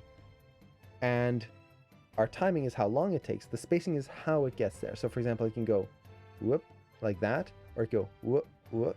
There we go. So you can get that spacing where it pauses in the middle, slows down, and then speeds up. Think of a bouncing ball. From contact to contact, it's kind of got a certain timing, but the way we make it bounce, where it goes up and down in a kind of mechanical way, it goes up, down, gets that spacing in there, that hold, it changes our perceived timing. It changes what we think it, or it changes how fast it looks like it moves. I'll put it that way. So it's slow at first, then fast in the middle, and slow again at the end. Yeah, so it's like those concepts. It's basically, it's easing in and out. So in terms of a walk, if you're noticing that your walk is kind of going, like the character is walking fast and then slows down, and fast and slows down, and fast and slows down, that's most likely your spacing is a little weird. For a walk, you want kind of a linear forward spacing. So let's say, let's say this section here was the walk. From here to here. This is going to cause your character to go slow, fast, slow. We don't want that for a walk. For a walk, ooh, I always forget cache playback. For a walk, what we would want is to take this and flatten out that curve, that forward motion, something like that. So it's just a straight line, or a straight-ish. We're not robots, so it's not going to be perfectly straight. But getting that straighter curve will keep that momentum consistent. Same thing if I do this, that would be a linear curve versus this where it kind of ease out fast and then ease in. Ease out fast, then ease in. Instead, you want that nice even momentum. So spacing. And you'll usually be able to refine that in the graph editor. This is where the graph editor comes in handy. It basically shows you what the computer is doing to your spacing in the middle here. So hopefully that answers your question. It's really just focusing on those two elements, the majority of it. The next thing, which kind of, it ties into those, but it's also a little bit separate, is your posing. Making sure that your key poses, so in a walk, it's your contact pose, your down pose when the hips are at the lowest, the up pose when the hips are at the highest, and the passing pose when the feet are passing each other. making sure that all those poses are correct and are moving in the correct position. Do you know any good channels for lighting in Maya? Ooh. Off the top of my head, no. I know there are a few Twitch channels that do it. In terms of YouTube, typically when I'm dealing with lighting, I will just do a Google search for the specific situation that I want to light. So I don't know of any like channels that are dedicated to that. In terms of lighting though, one thing I would recommend is studying up on actual lighting. So not just Maya lighting, which is super helpful, but study up on how people light scenes and sets. So for example, a good channel to check out, they haven't posted in a while, but they had a good lighting video, was Rocket Jump Film School. Let me type that out for you. Rocket Jump Film School. They had a really great video on lighting, which you can take all of those concepts and apply them to Maya. So I would definitely recommend checking those types of videos. They actually go hand in hand with lighting in any program, really. So is Animbot a plugin industries use? Some industries. I just feel like without it, I'm unable to animate. So this is actually a good kind of side thing here is Animbot is an amazing tool. I love it. It's just so good. With that said, not every studio uses it. Some studios have their own plugins. Some studios just don't use it at all. Now, if they don't use it, sometimes you'll be able to go, hey, could I use Animbot? And they'll go, sure, no problem. Other times, and this is especially true for studios that have larger pipelines, they will not allow you to use any external plugins at all. So what that means for us as animators is that we cannot let ourselves become reliant on a tool set. This is something I try to teach all my students right from the start is Animbot is an amazing tool. Definitely when you are an animator, you want to use this tool if you can afford it because it's going to speed up your workflow. However, when you are learning, especially when you're first learning, do not use it at all. Do not use it. Learn how to do everything manually first. It's slower, but it gives you that base to work on so that no matter where you get hired, you can still do what they request of you. And you're not going to be lost with like, how do I do this thing? Like Animbot made it so easy. I just hit a button and it copied a pose or it mirrored a pose for me. Again, I love Animbot. It's so good. But it is very easy to become overly reliant. So if you feel like you just can't animate with Animbot, the thing I would recommend is just doing some quick tests. Don't worry about making a whole demo reel piece or something like that, a whole shot. Just like 20 or 40 frame quick tests. And do like, I want to do a complex constraint system where character's picking something up and putting something down. I want to try and mirror a pose and try to learn how to do that without the tool. It's going to be a pain. It will be, because honestly, the Animbot is so nice because it makes these complex things like one click and you're done.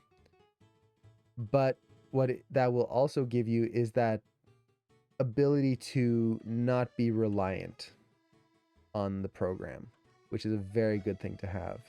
And this is especially true when you're animating and you have to switch programs. So maybe the studio that hires you is using Houdini. There's not going to be an Animbot for Houdini. So we need to be able to know how to do things the manual, slow way. It just makes you as an animator more versatile.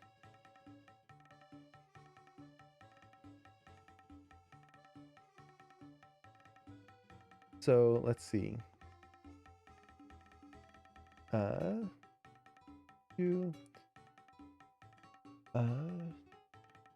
So let's take a look back at the browse here. And the big thing I'm trying to do here is just look at my kind of spacing of things. And one thing I'm kind of noticing here, which I'm not a huge fan of, is I kind of want to drag those brows just a little higher up here. I'm not sure if I'm going to be able to do it, but what I'm noticing is if I look at the spacing of the brows right here, they just drop really fast and then they raise up again right through here. So drop, raise.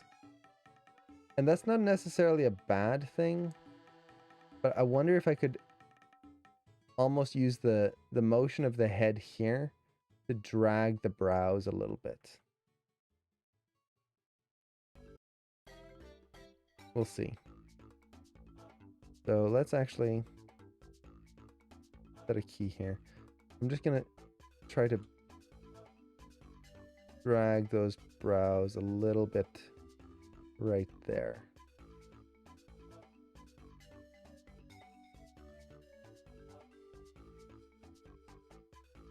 Just a little.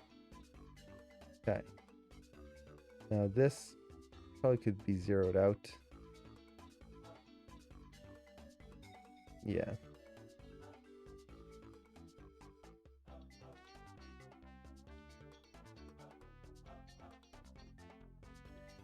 No, actually, no. I don't want to zero that one out. It's the...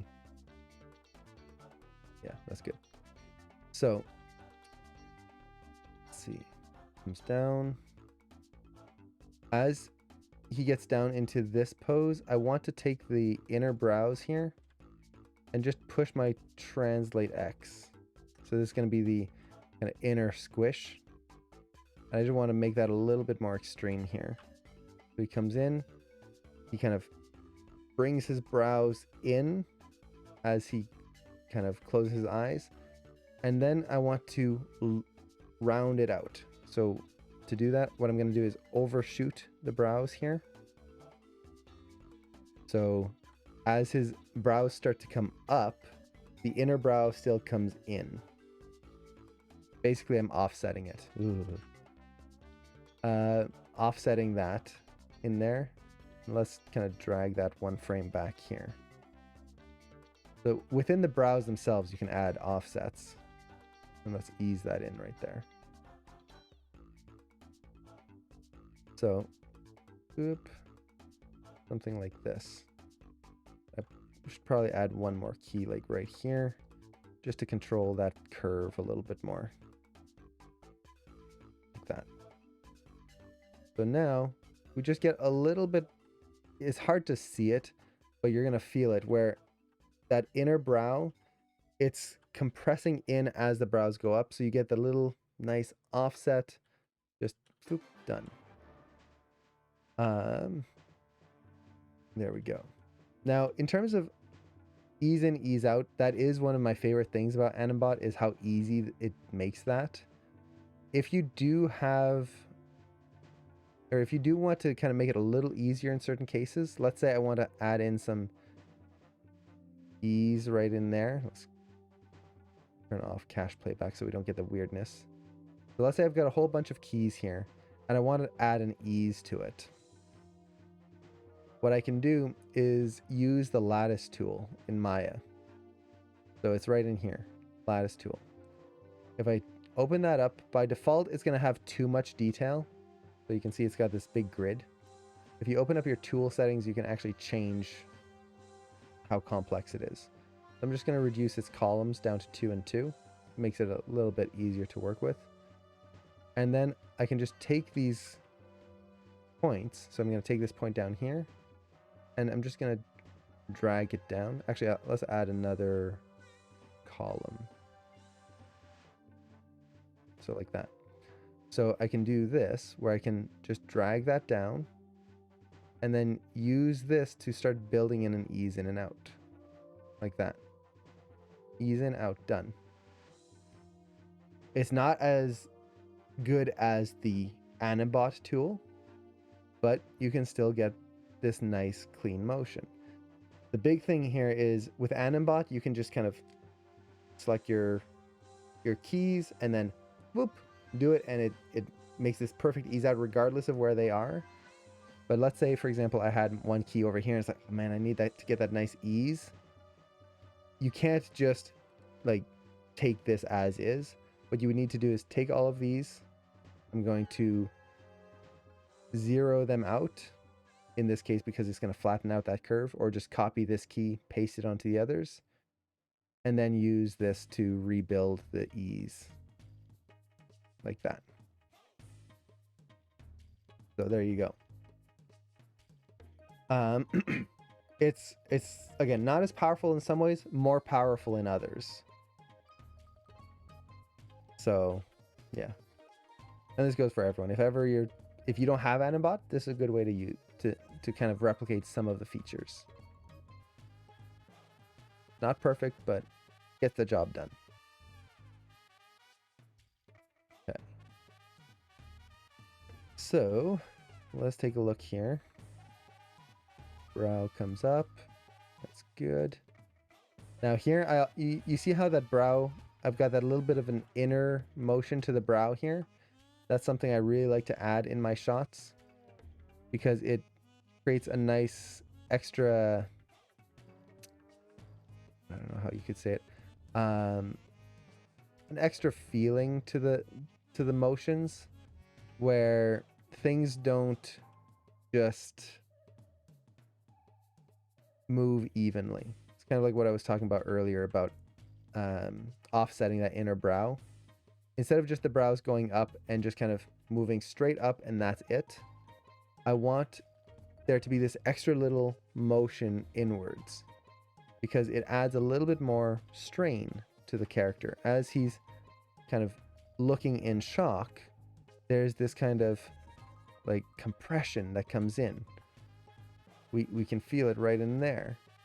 And then as it comes out, we can relax it just a little bit. I can probably relax it a little bit more than this. So I want it in there, but just very slight. So it comes in and then relaxes back out.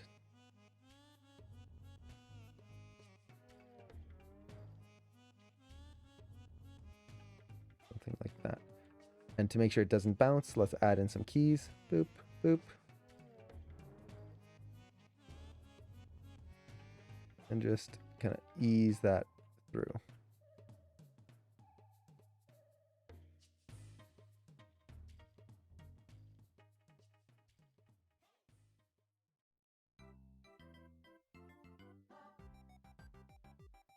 But you really feel it in here.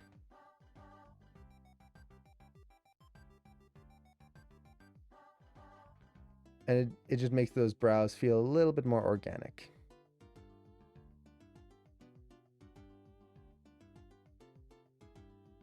Now I think I can reduce it a little bit more here. Mostly because I want to feel the change. Where as it comes in, I want to feel it relax afterwards. Where did I learn animation? Animation Mentor. So before Animation Mentor, my brother and I both took Animation Mentor. We both teach there now too. Before Animation Mentor, both my brother and I used to be bakers. A little bit of a career change. And we had never done any animation at all. Like zero. No flip books, no nothing. No pencil drawings, no playing around with Maya. I did know Maya beforehand. I used to do modeling and rigging and kind of that as a hobby. But as when we started learning animation, our first intro to animation was day one of Animation Mentor. And everything we learned was from there. I shouldn't say everything. Learned things on the job afterwards, which is always nice. But yeah, the majority is all from Animation Mentor.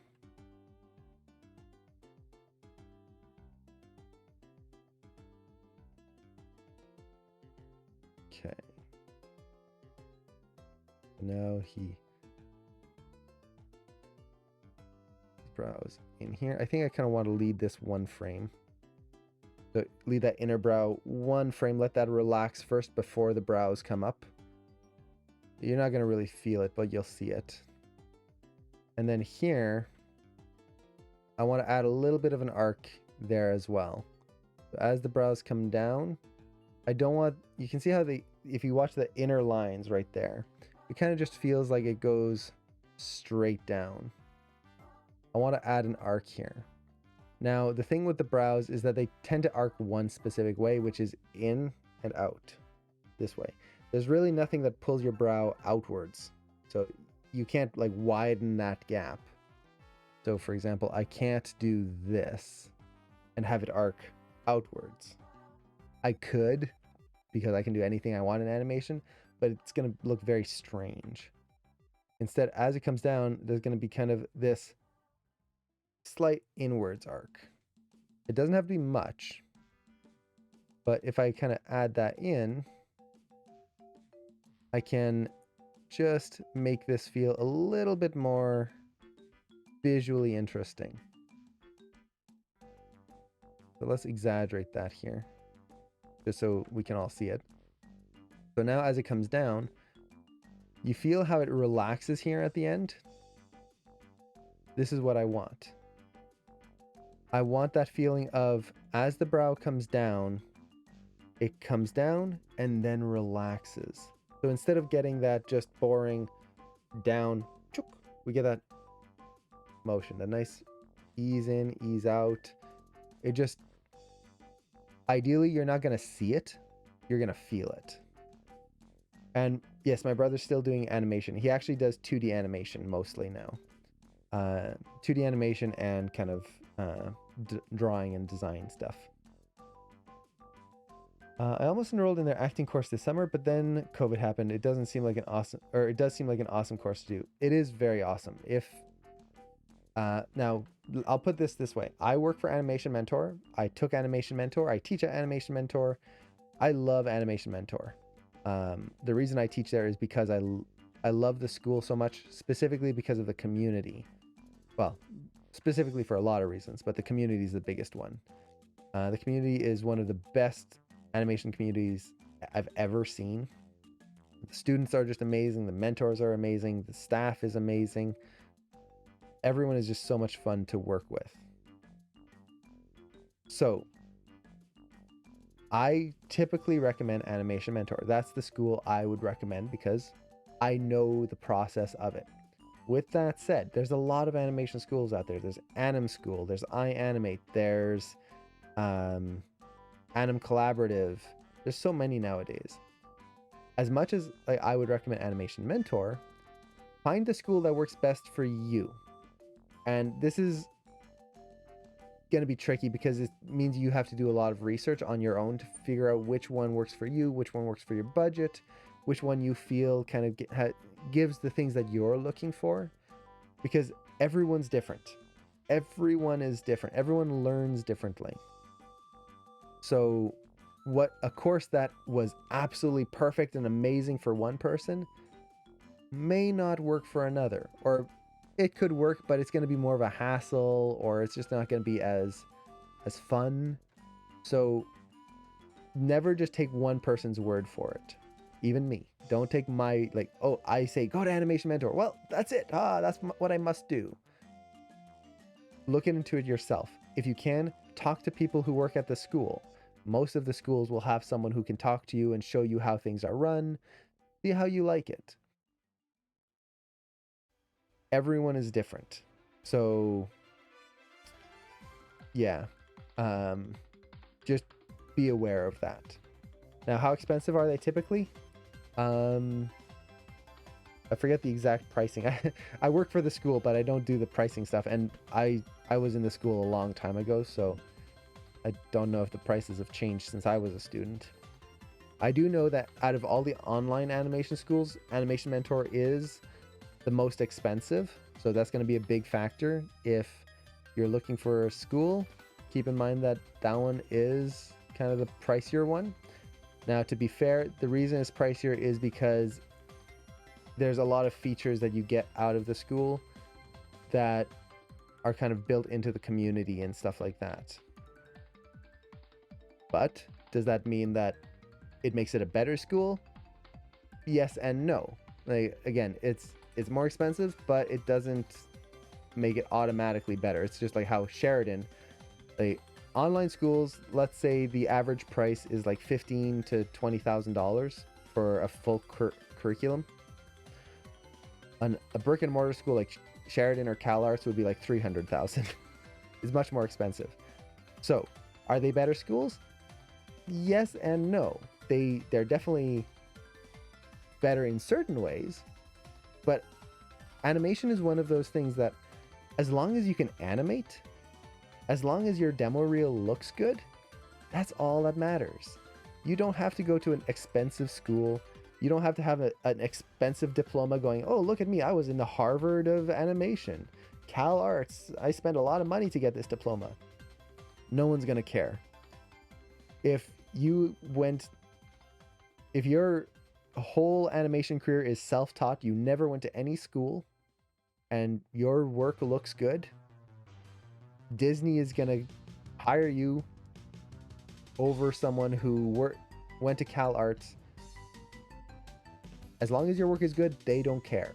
They just want a good animator, which is really cool because as an industry, it means that there's none of that kind of, I guess you could say, elitism, where it's like, oh, I went to CalArts, ha. I went to Sheridan, oh my. I went to Animation Mentor, oh yes.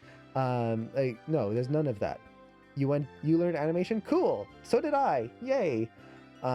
It's really nice that way.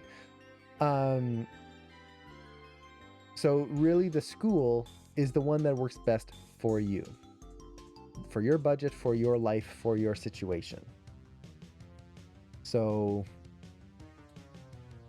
really focus on those elements. Now, kind of going to Animation Mentor, the thing that I love about Animation Mentor, there's a lot of good things. My favorite one is the community. Now, the community is important for a couple of reasons. The big one, and why did my graph editor scale up like that? What did I do? I think I might have just closed off my... Okay, what's going on here? Interesting. My viewport just stopped working. There we go. Everything's just scaling on me for some reason. So you see how it's kind of really wide here? It's because the toolbox right there suddenly scaled. Now I should be able to drag that, but it's not letting me do that. So what I can do is tear it off and then kind of resize it here, and hopefully when I dock it back, it'll be okay. So let's try that. Oop, there we go. So if ever you notice that, just try to tear off the windows and dock them back. It should fix everything. There we go. We're back. So, community. That's what I was talking about. With the community, the reason community is important is for a lot of reasons. One, a good community is going to help you grow much faster as an animator. And I don't mean that like in the, oh yeah, it'll kind of give you some opportunities. No, it is huge how much you're going to grow if you're part of a community in animation. And this is for many reasons. The specific, or one of the biggest ones, is in a community of animation, a good one like Animation Mentor, you're going to have people who look at your work and give you comments, who go through and leave feedback, which means that not only are you getting feedback from your mentor and your class, you're getting feedback from so many people, and you're improving, and you're just getting better and better in all areas. That's huge. A good community gives you the opportunity to leave feedback. This is huge. When you are learning as a student, one of the absolute best things you can do for your learning experience is to give feedback to others. Start actually going to people and leaving comments on them. It might feel hard to do at first. You might kind of feel nervous to give comments and how to say it, basically put yourself out there, because, well, what if you say the wrong thing, things like that. It can be tricky, but do it. It's going to make you learn the fastest out of anything. leaving people comments, and not just comments like, oh, it looks good, or great job. No, those comments, as much as they make the person feel good because, hey, I did a good job, yay. So it's not bad in that sense. But in terms of animation and for you as an animator, they are pointless because all it is pandering. Again, not a bad thing, but for learning, not useful in pretty much any way. So instead, what you want to do is focus on constructive criticism. Not just criticism. Don't go, this is the opposite where you go, oh no, this sucks, this is bad, ugh. You never post anything like that as an animator. Even on social media, never do that. It's just rude, it's bad, it doesn't help anyone. So you want to learn how to do constructive criticism, which is very important because that's something you're going to be doing at a studio all the time. People are going to ask you for your opinion on things, and you need to know how to put that into words, put that opinion into a critical, well thought out manner. So a good critique is going to be looking at someone's work and going, oh, this looks really good. You start with a compliment. It's always nice to start in a positive way. And then you give them constructive criticism. Oh, I noticed there's a pop on your knee on frame 52. I think if you straighten out the leg on that frame, it'll help avoid the pop. And then you start with, or you end with something like, good job on the rest though. And something like that. So you do a critique sandwich. Positive, critique, positive. That's just a nice constructive way. It kind of leaves people feeling happy. And it just kind of avoids the just pure negativity. This is a good way to get started. Now, the critique itself, if you notice what I did was I pointed out the problem, and I didn't just do that. I didn't just go, oh, there's a problem here. Done. End of critique. I also came up with a potential solution. This is important. When you're first starting out, that's going to be very tricky because, well, you're not going to know what will solve the issue. You just see that maybe there's something going on, and you're hoping that you pointed it out and that's it. That's fine when you're starting out. As you get more experience, you want to start offering potential solutions. And I say potential because there's this distinction that these are not actual solutions. It might not solve the issue. It might be completely wrong. That's okay. It's okay to give a critique that is not the right critique. I'll talk about that in a little bit. What we're trying to do is we're just trying to give them ideas. Give the person something to think about. So that as they're working on their shot, as they're trying to kind of improve things, they can start brainstorming. It's like, oh, this person mentioned I should try to straighten the leg. Okay, let me try that. Oh no, that didn't work, but the pop got worse. What if I shorten the leg? Your idea, even if it might have been wrong, might lead them into the right direction. It's a way to get the brain flowing. Otherwise, what might happen is, oh, I've got a pop. Great, what do? I don't know. So by giving an idea, you help them brainstorm. Additionally, it helps you as the animator, because as you are giving them feedback like that, you are learning what you can do in your shots. So as I give feedback to someone, and this has happened to me many times when I was a student, I would give someone feedback on, let's say, a walk cycle or something. And then I would go back to my assignment. I'm working on a walk cycle as well.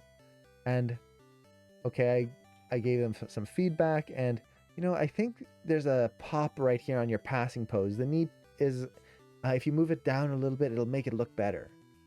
And then I go back to my assignment and go, oh, I did the exact same thing. I didn't even notice it before, but now that I looked at someone else's shot, I noticed it's much easier to see problems on other people's work. I saw this issue that I hadn't noticed before,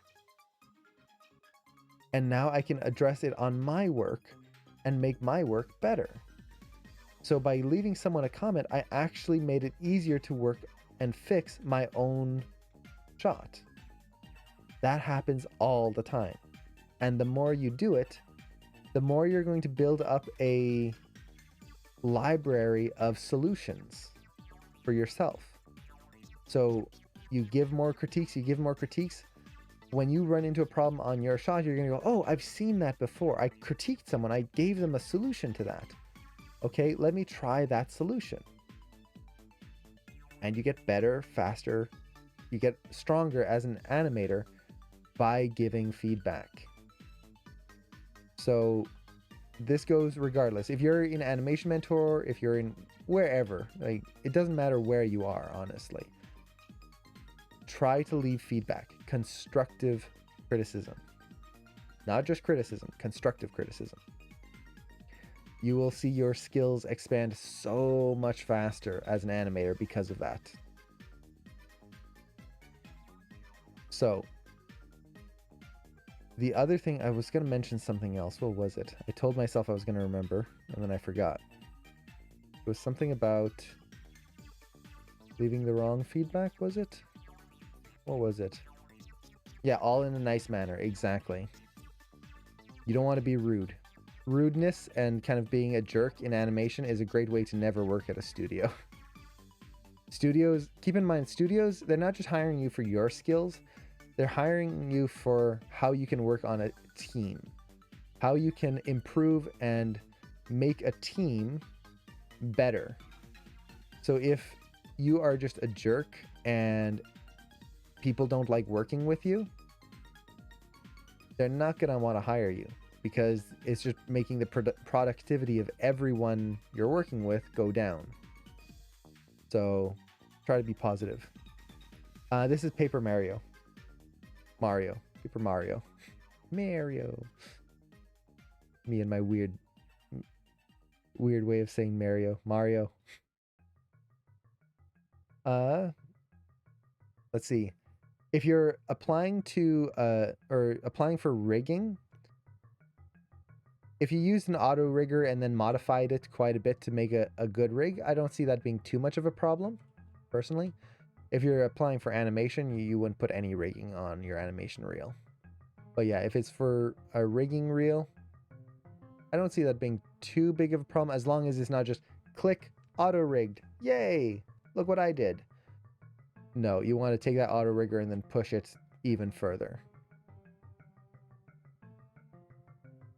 So it really just depends on how far you go with it. I think I've got the brow working pretty well there. I kind of got into polishy mode there as I was talking. I didn't pay attention. Let's see. I think, do I need to change the brow anywhere else? I think one thing I do want to do is just do a quick pass on the mouth. Specifically the mouth, because I can push arcs a lot more there. And then I can... Oh, blocking spline, thanks so much! Hey, geez, 6 months? Whoa! Thank you so much, I really appreciate that. That's awesome, thank you so much. How does that feel? Okay, that feels pretty good. From this view, I feel like the brows kind of pop a little bit. The anticipation into the surprise is a little bit big, but I think if I go, just looking at his feet, if I go here, it's probably going to feel pretty good. I'd rather keep it a little too big.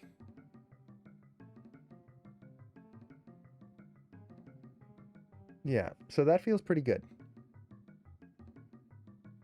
Okay, let's see how we can push the mouth. Now the mouth is going to be a little different than the rest. Now actually I should mention, I still have a lot of work to do on the eyes, because I need to shape them. I need to kind of push the expressions a little bit more. I haven't animated anything around the eye. So for example, as he gets happier here, I need to really push that corner of the eye up here. Not that high, but have that start moving as well. There's going to be a lot of facial kind of connectivity that I need to do on this shot. I'm not worried too much about that right now. The eye is a lot of small details, so I really want to focus on kind of the larger details first. And how am I liking the rig? I really love this rig. In terms of facial stuff, let me just put it this way. I can make him smile all the way over here. And it doesn't break. It doesn't look good, but you have that range of motion. I've never seen a rig that has that much range of motion in the mouth. Honestly, usually you get a lot of range of motion in the brows, less in the mouth. The brows are actually limited, I would say. I wish the brows could go a little higher. The brows have a set limit, so they can only go there. I would love to be able to go higher than that, but honestly, like, it's still pretty good. And I love that you actually get the brow like wrinkles in here, which is really nice. So like, for example, here, I could push those brows even higher still. So yes, I love this rig. The only issue, I say it's an issue, but it's really just stylistic, is that his shoulders are so broad that you get this kind of gap in the armpit, which feels unnatural. You get this kind of square silhouette there. It kind of feels like his arm has popped out of the socket. You just have to be careful how you pose him. So for example, me, I'm really pushing that elbow into his body to make it feel more connected. It's really just because he's got this athletic build, this really wide shoulder kind of Olympian build, kind of Greek Olympian build to him. That's so far the main, I wouldn't even say it's a negative, but main thing to watch out for. Other than that, yeah, I'm really, really liking him. Okay. So let's take a look at the mouth. Does it have a control that moves the bottom half of the face? Yes. So I believe, let me actually go here where the hand is down. It's right here. So I could go like that. There we go. That's the expression I want. You even have one in the middle here, which allows you to change the silhouette of the face. There we go. I should just leave it like that. There we go. Done. So his face is actually very flexible. You can even take this and kind of change his whole personality. So yeah, he's very, very flexible in the face. He's also got a lot of benbows and things like that. I haven't touched those. I also love the breathing controls. So it's going to be hard to see here because I have the arm over his stomach. Let's actually move that out of the way here. So you have these extra controls here that actually allow you to adjust his stomach, and you can see how it affects the ribs too. So you can have him suck in with his stomach or expand his stomach and kind of get this kind of beer belly. So there we go. A little bit of a change in the physique. You've got this one here, which is a breath control, which not only allows you to kind of push the breath in and out, which I haven't done yet, but you also get the chest breath, shoulder breath, and belly breath, which you could do manually as well. I like to do it manually. There's a lot of good stuff on this rig. Really, really good. Honestly, the only thing that is limited, I feel, on this, and this is kind of for me, the feet don't allow you to keep the toes flat and twist the heel. So for example, if I take the foot control here and roll that up, if I want to twist the heel so that I get like this really dynamic pose, I can't. I can only do the, where is it? I always forget which attribute it is here. Toe left, right? No. Ball swivel? No. Toe swivel? No. There's a control here somewhere. That, in, out. You can only do this to angle the heel, which to me, that's a little limited. For anyone who doesn't know, I like to be able to keep the toes flat and then twist the heel so you get that kind of pressure, especially when a rig is... can the toes be posed? Yes, I believe so.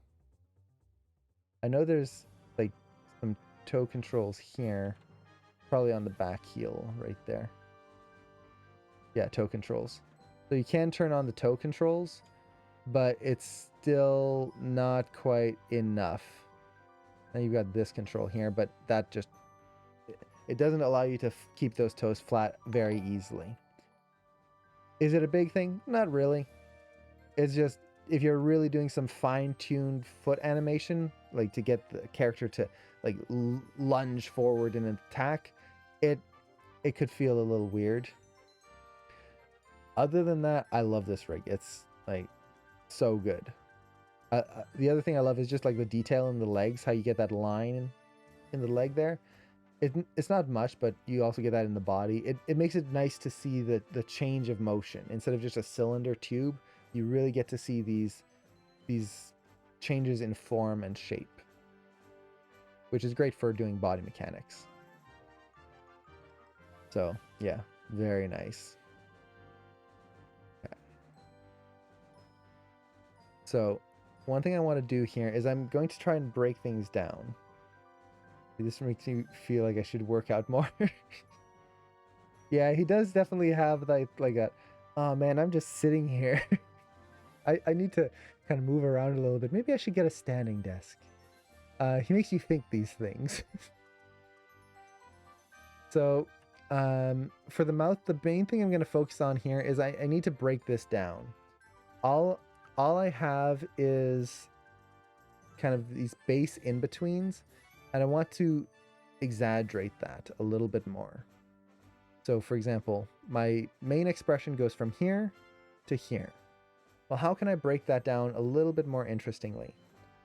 Well, maybe as he comes through into the center, he kind of drags his lips up a little bit more, so we kind of get that kind of thing. I could do that, or I could, he's kind of got his lips out already, and he kind of brings them in tighter. So let's see if I can get that in there, around here. Let's kind of tighten those lips just a little bit.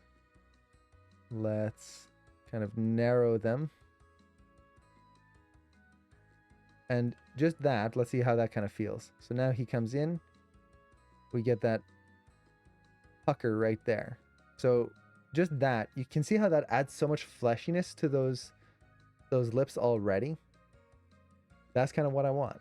Is I don't want this just slow transition between the mouth shapes. I want it to feel like there's this motion and flesh and interest in there, visual interest. Let's see. Let's look at my Translate Y.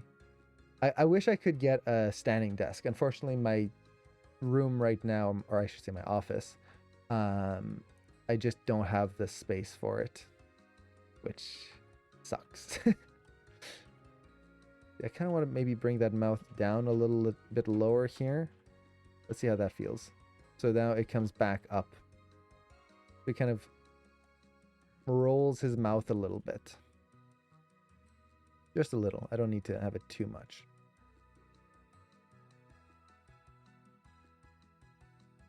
Okay. We get that. What else can I do? Now, as I'm doing this, keep in mind that I made sure to pose out the mouth pretty well at the beginning and at the end. If you haven't posed out your mouth and kind of gotten a really nice pose, don't start breaking things down. That's not going to help you. The first thing you'll want to do is try to exaggerate the main poses first. This is something I'm going to be doing here. When I get to the smile, I'm going to try to push the smile first, then break it down. Otherwise, I'm not going to be getting some nice motions. I'll just get boring, generic stuff. So one thing I need to do is I need to ease the mouth in a little bit more here. I'm going to take the lips, set a key right there, and then because I've got grease pencil, I'm just going to ease these keys in here. So now we get that, and the lips kind of ease out a little bit more there. I can also ease the mouth motion upwards as well.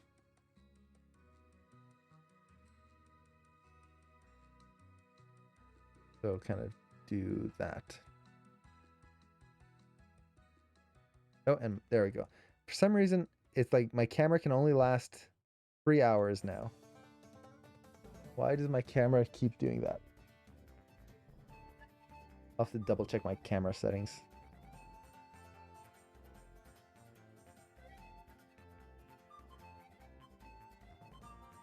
Okay. I wonder if I should offset this. So I'm offsetting the up motion so that the lips kind of stick out first, then they go up. Just to kind of layer in some motion in there. Okay. We got that.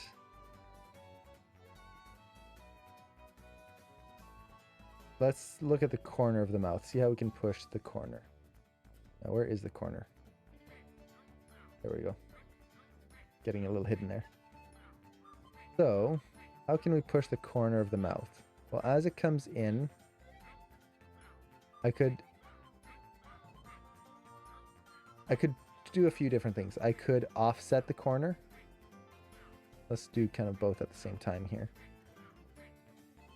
So I could offset the corner of the mouth. That way it goes one frame later. That way I kind of feel the lips kind of leading the action and kind of pulling the corners in and out. Or I could do the other way, have it lead one frame. Oops, one frame. So now it kind of, the corners lead, and that is what affects the lip shapes. I think I might go with that personally, just to kind of get a little bit of variation in there.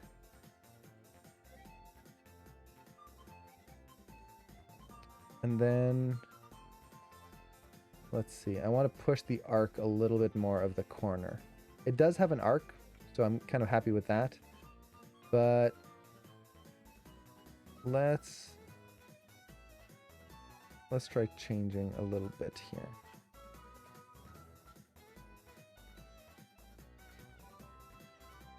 Maybe round this out just a little bit here. Something more like that. So really trying to push that arc in that corner there. There we go.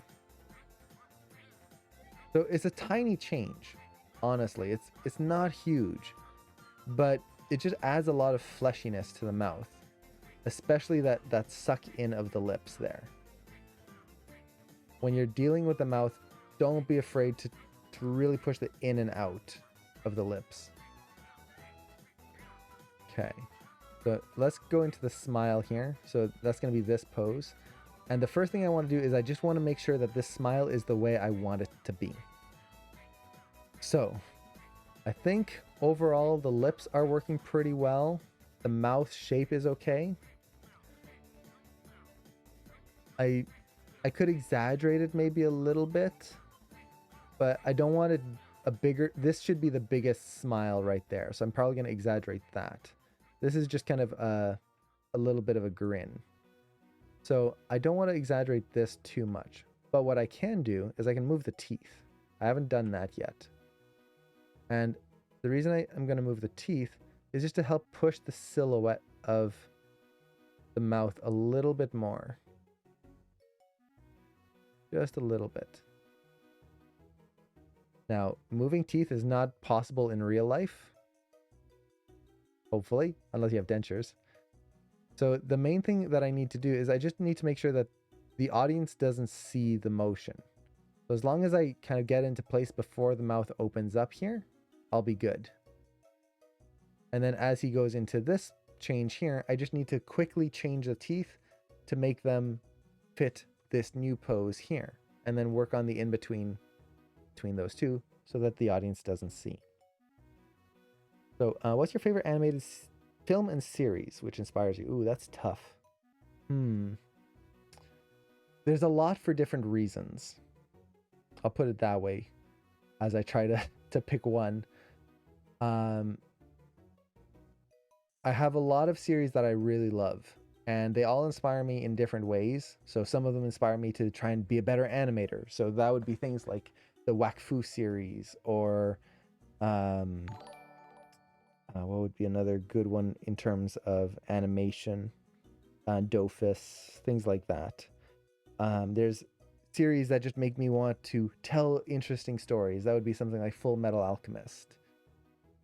But if I had to pick kind of a favorite series, favorite animated series, it's tricky. It's I would probably say Last Airbender, just because it's got a mix of everything. Beautiful animation, amazing storytelling, good characters. It's just got everything that I would love to be able to do in a series or a film. So I'd probably go with that. I need to hold these teeth a little longer here.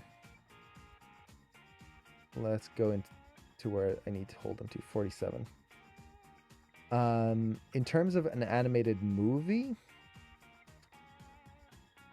again, that's very tricky. I would probably say, for a very specific reason, Wreck-It Ralph. The first Wreck-It Ralph. And the specific reason is pretty much that was the film that got Cameron and I through animation school. Whenever we were having a kind of rough day of like, ugh, do we really want to do this? Are we ever going to be animators? Are we good enough to be animators? Every time we'd kind of have those feelings, we would just watch Wreck-It Ralph. We would put it on our computer, play it on another monitor while we were animating. We had seen it so many times. And it just had so many moments in that film that it's like, that's why I want to do this. I want to be able to do something like that. So for me, that was very big. It meant a lot for us because of that.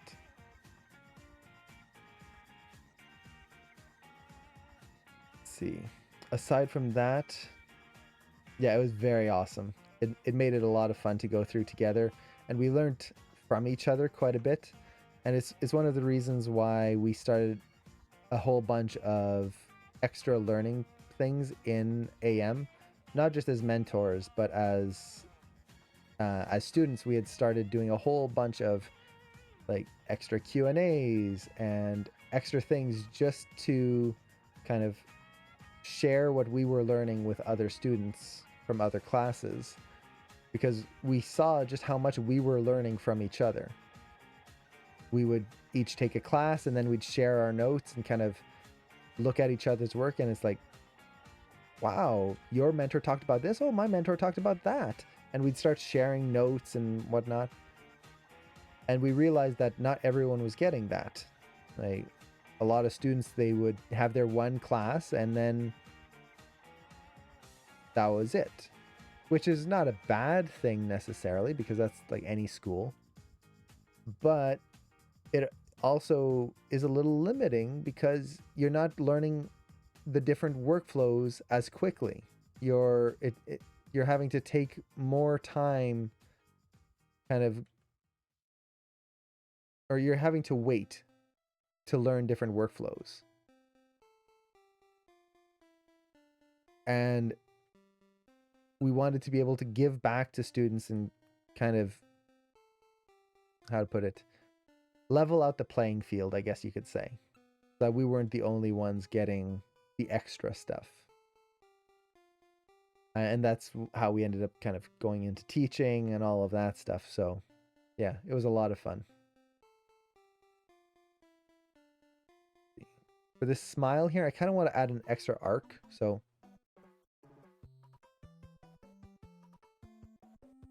I kind of want to do a downwards arc, I think. So you can see I'm trying it in my mouth. I'm kind of course, just as I'm about to demo it, my camera dies. So I want to push an arc in the mouth, and let's see if my camera will come back. There we go. So I'm trying it just myself. So if I've got my mouth kind of default, how can I go into a smile? Well, I could go in and then out. I could go down and out. So kind of like that, which creates a nice anticipation, which is nice. And because he's kind of like being shocked, it works well with that, where it's like, and then kind of arcs down again. So I might go with that. So here, let's kind of bring that mouth corner down. Or no, wait. Where's the reaction happening? Okay, yeah. So let's bring that mouth corner down. It'll drag. So as he comes up, that corner drags. And then we're going to delay that here. So now we get kind of that change there.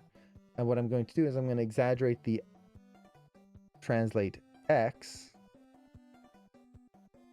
of the mouth. So here we go wider and then overshoot inwards. So that should give us that arc in the mouth, that smile. So instead of just kind of sliding into the smile, we get a little bit of an extra moment in there. Now it's going to look a little weird because his mouth is a little wide there. I'm going to play with the Z depth in there, Z depth, as well as shaping the mouth a little bit. But let's see. I'm just focusing on the arcs right now.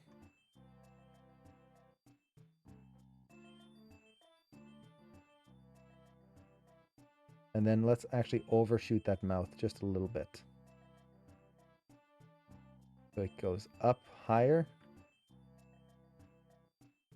and then settles down.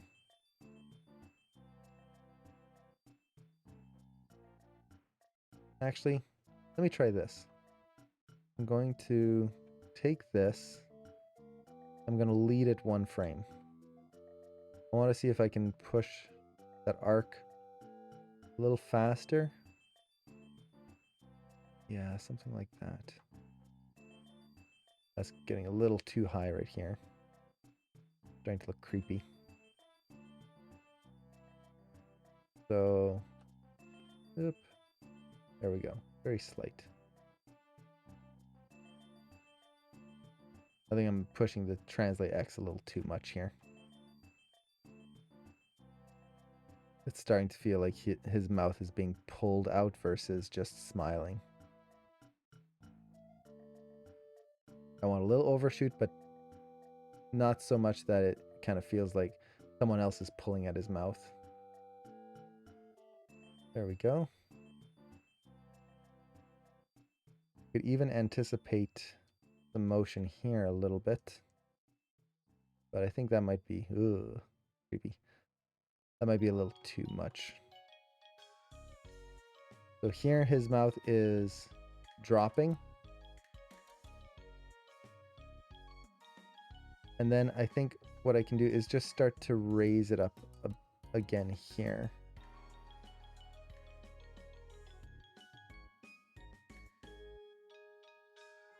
So we feel that just a little bit of a raise up there. And maybe I could even drop it a little sooner.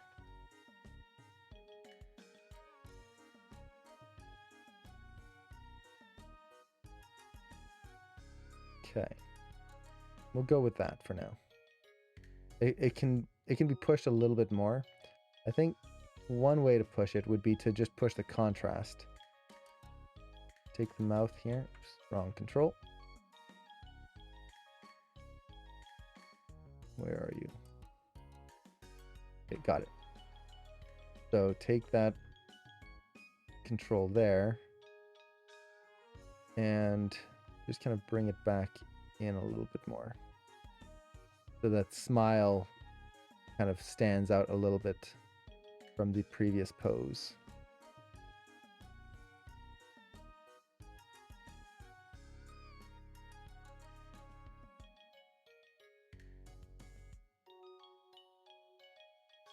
Okay.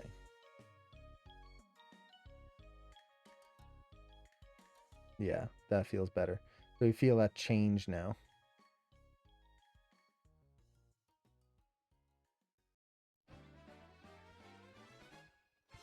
Okay. So we could keep pushing things here, but for now, actually, one thing I would like to pose is the lips. So let's actually refine the lips here. And specifically, let's see, is the zip going to be... Okay, good. I want to push the zip control. So as the mouth opens, one thing that tends to happen is that our lips don't just separate evenly. The corners tend to be sticky. Very slightly. Our eyelids are the same way. So, of course, my camera goes down. So what I want to do is kind of create that feeling of the corner of the lips sticking a little bit together and then separating as he smiles.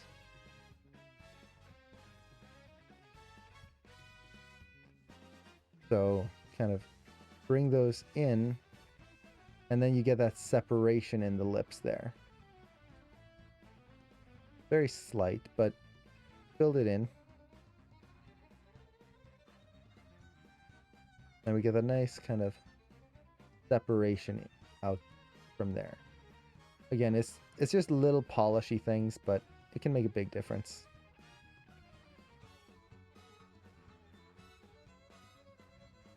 Okay.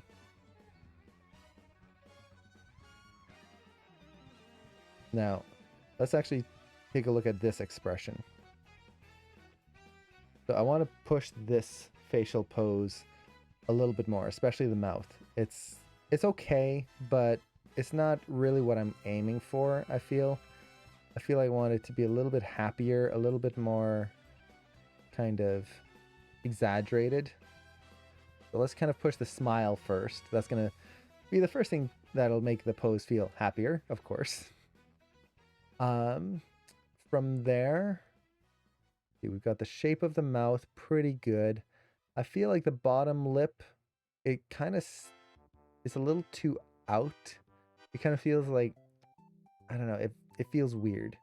I'm going to try to push the kind of lip roll and like stretch of this to just see if I can get a little bit more shape in there.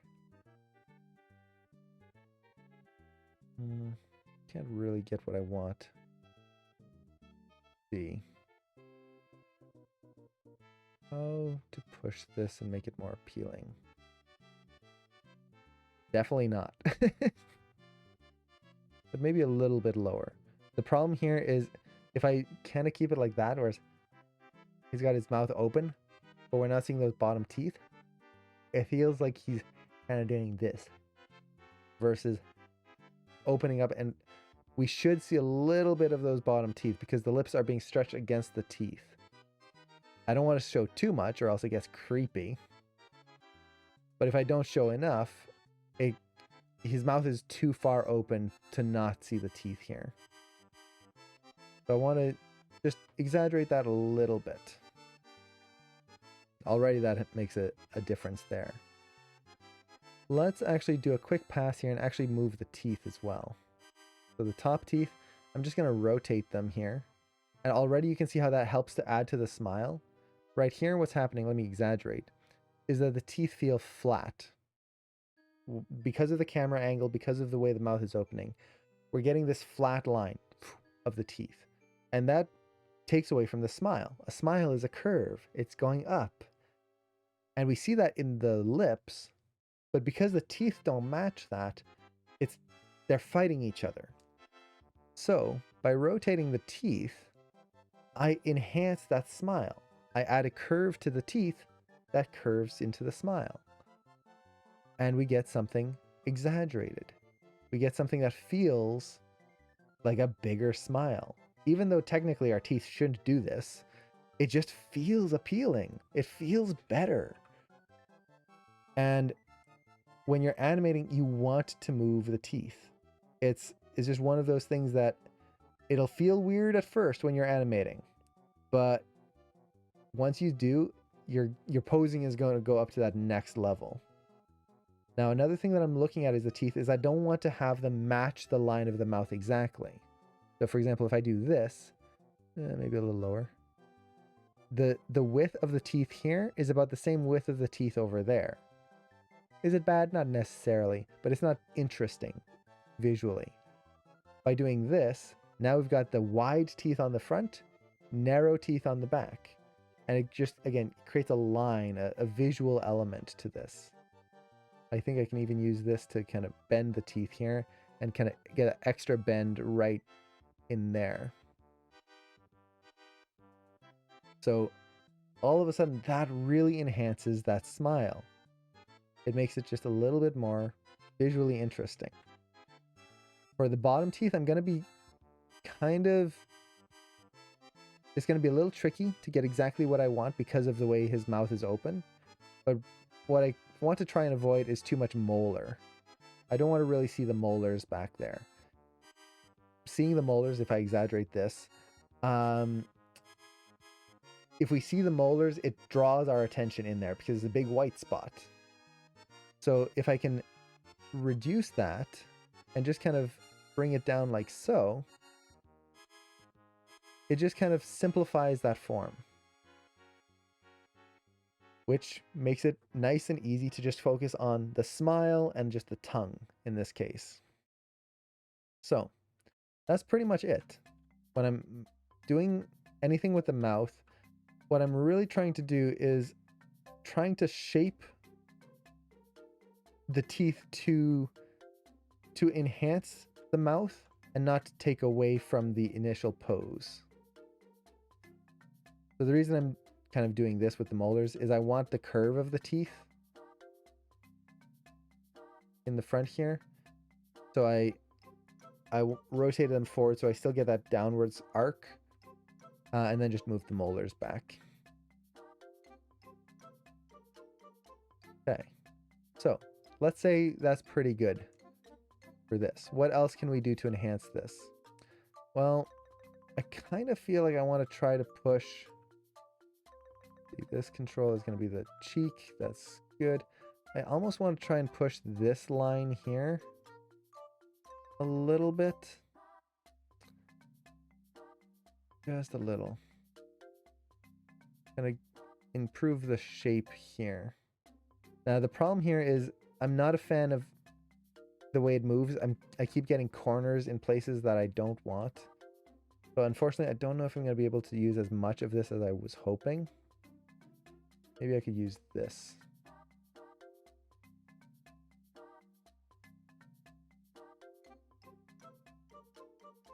Maybe not. Let's see. Yay, there we go. Go for the really cartoony mouth shape. I love his mouth controls. Like, look at how far you can push this. I could just do that. It actually doesn't look terrible. It's not good by any means. But maybe we can actually kind of implement a little bit of that. Just kind of pull that sideways just a bit. Get that extra little bit of a cartoony flair in there. One thing I love is kind of, this is going to exaggerate it, getting that lip, that top lip, to overlap the bottom lip there. Instead of by default, you get this. This is kind of a more default smile, which is just flat and boring. So kind of just get that little bit of an overlap in there. Yeah, the mouth controls on this are so flexible. Might even bring that lower lip. Actually, one thing that might help, we'll see, is taking this chin control. So this control here on the rig actually allows you to shape the chin area. So actually get that lip to come out a little bit here. Or I could bulge it out there. So you have a lot of control on that lower lip. I might pull that in just a little bit so we get that difference between lip to the mentalis here and then the chin. Do you use references for this in particular? Well, in terms of the teeth, there's no references you can use for teeth. You kind of just have to do it by style because in real life, our teeth are solid. They're bone, literally in our head. But in terms of facial expressions, yes, I tend to use reference, kind of just to look at the base expression, usually my own reference. So I'll just kind of try it out, do that pose, and try to feel it out. was happening. And then I tried to exaggerate. Man, does it look creepy from the top there. So I use reference. A lot of it is also just kind of, at this point, second nature. I've done facial expressions enough to kind of get an idea of what works and what doesn't. Not to say that I'm not still learning. I'm always still learning. That is something as an animator that you should always be proud of. The ability to keep learning and to keep growing. So, yeah, in this case, I don't have any reference open. I'm just kind of doing this by style more than anything. I don't know how far I can push this smile.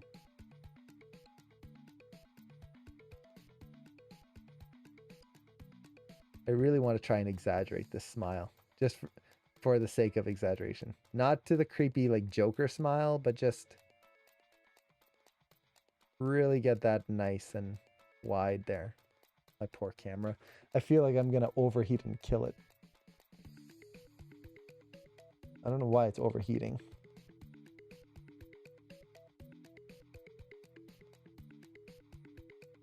Okay. So let's kind of get that in here. Okay.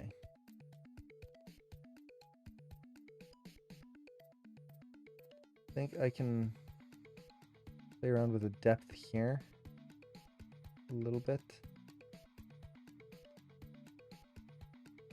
So we'll go with something like that for now.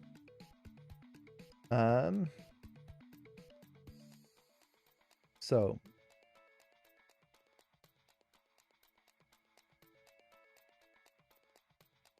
let's just compare. So this is what we have now. This is what we had before. Yeah, we definitely didn't push it nearly enough. It just looks like he's got his mouth open. This looks much more like a smile. There's little things, but that corner there and the teeth make all the difference. And here you can see, like, we're looking at the molars. Here we get that little bit of that front tooth. Or front teeth, I should say. So that already helps a lot. It's not perfect. There's still some things that I feel like I could improve. It's like right there. There's something. I wonder if it's this line. There's something like right in the corner there that I'm feeling. Like right there.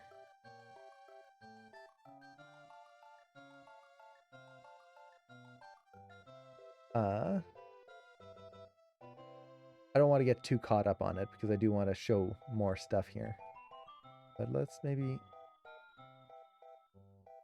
try just bringing that down just a little bit more right there. Just a little bit. I don't want it too much.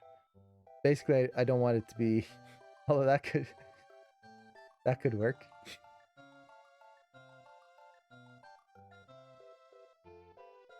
Yeah, let's smooth that out there. Okay. So, let's say this is the expression we want to build up into. So, from frame 56, that's the new expression we built. His expression change starts right here at around 47, and that's when he starts to open his mouth into the next pose here. So I need to start breaking this down. A lot of my poses in here right now are just like basic transitions. So let's actually do this a little differently. Just for the sake of demoing and kind of showing a different workflow. Let's say, okay, I'm ready to take the mouth here and start to exaggerate it. And I really want to break down how it gets into one pose versus the other. And look at all the keys I have.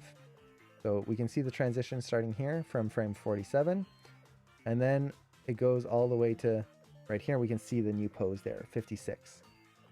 And we got all of this.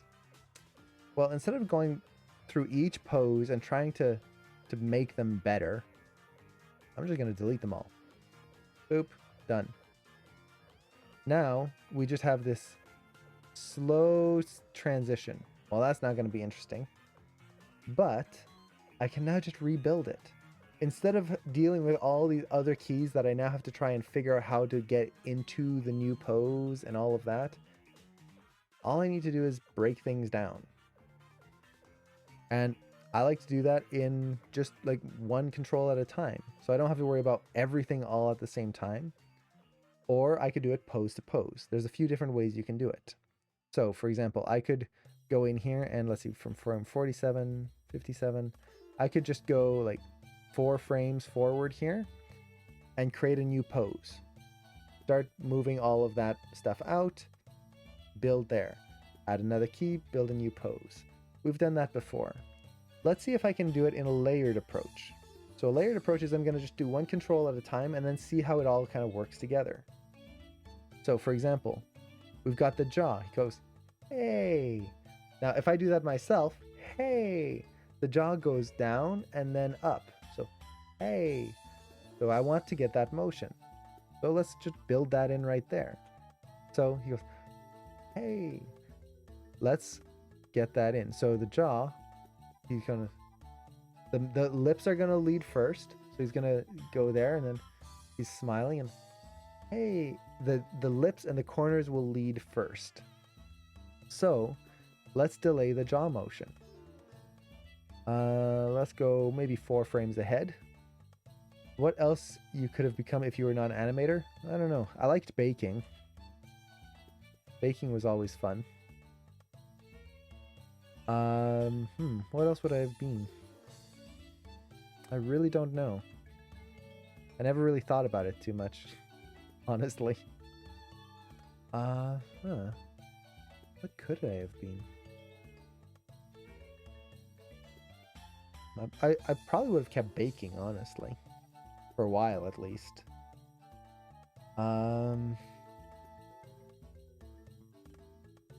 Yeah, I'll have to think about that. I know there were a few different things I wanted to try, but I can't think of anything that was like, yeah, that's what I wanted to do.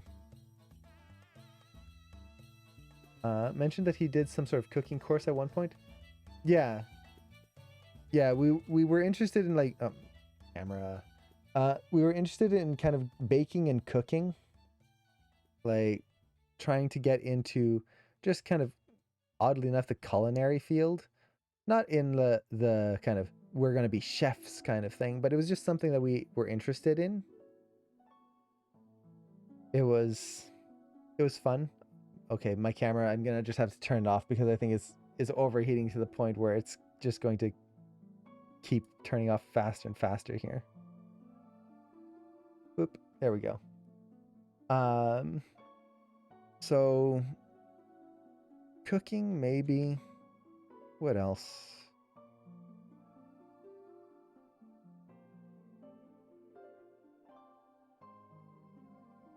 I can't really think of anything, honestly. Okay, so we've got that jaw.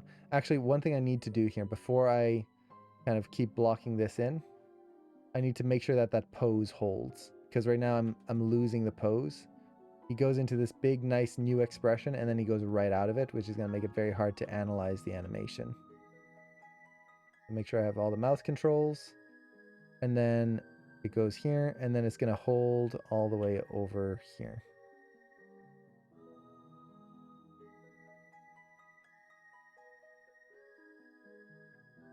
So just keep that mouth there, and then I'm going to have to fix this transition here. But now we can at least hold that in there. So let's go back to the jaw. So with the jaw, what I'm doing is I'm trying to build in the overshoot here.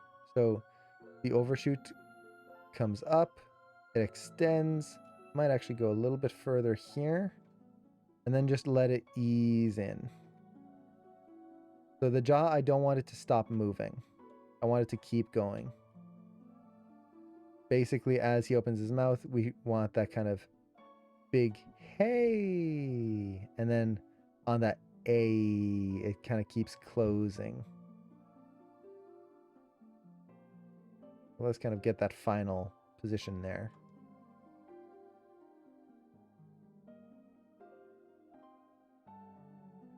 So now we get, hey! And you can see how we get that change in the jaw.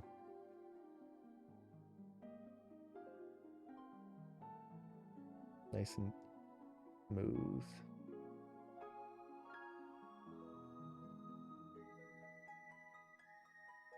So that's already going to add a nice layer in there.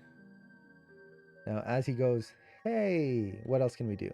Well, one thing with the jaw is when you open your jaw, it doesn't just rotate, it translates. So as we go in here, I need to layer in my translate Y along with my rotate X. So for example here, let's keep that jaw up right there. And then as he opens his jaw, where's my key? There. Right here, that should drop a little bit. I'm going to try and exaggerate it, and then we're going to ease that in. So we get that extra little bit of motion in there.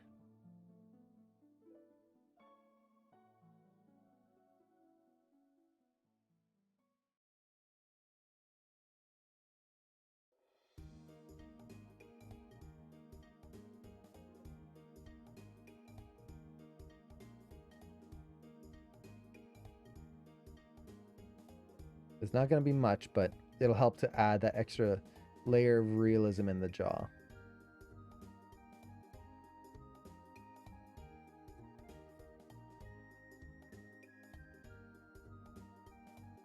Okay.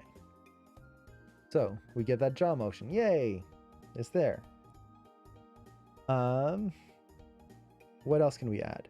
Well, as the jaw opens, it very rarely opens up just straight, and this is where I would normally demo it, but my camera won't work, so I want to add a little rotate Z.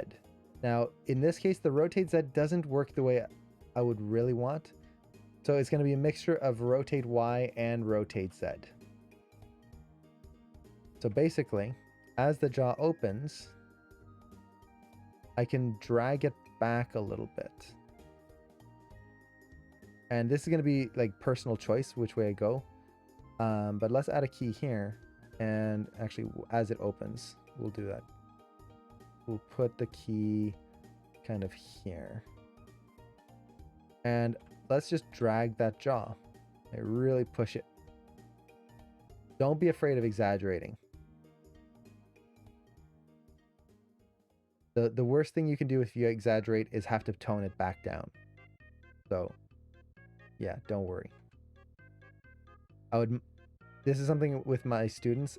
I would much rather see my students always exaggerate their posing and push their stuff further and almost break it, or even break it, than just go part way. So now we get that, hey! So yeah, definitely a little broken there. I'll have to tone that back down just a little. So something like that. But now as it comes out, let's actually keep it out a little bit longer here. So kind of drags back, maybe not too far. And we're going to overlap that, or overshoot that, I should say. Now we get, hey! And then I can bring it back this way, just a little. And then it'll close, and we'll ease that in. Oops. This way.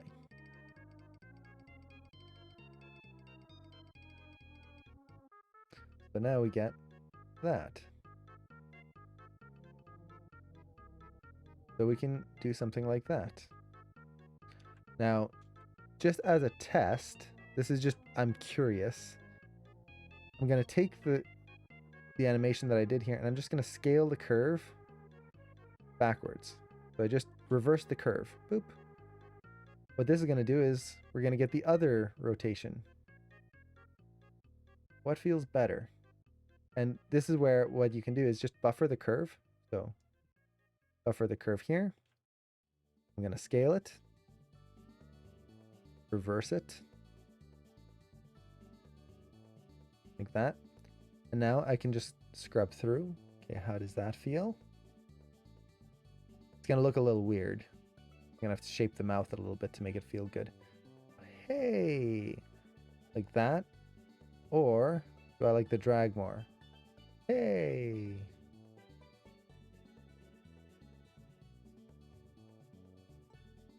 I don't know. I kind of like the drag more because it accentuates the rotation of the head. But I also like this just because it pushes that line of action of the face a little bit more.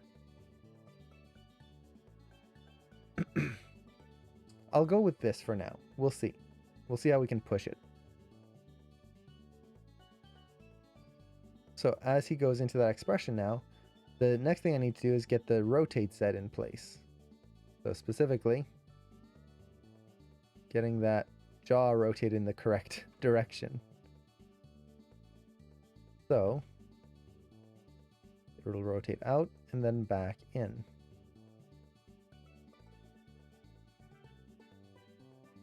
It's so creepy.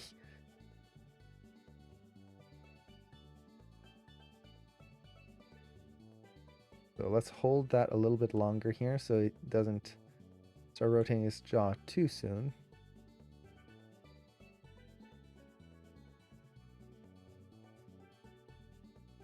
So something like that.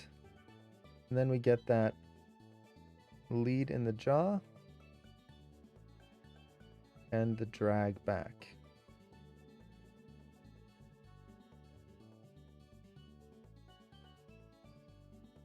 So yeah.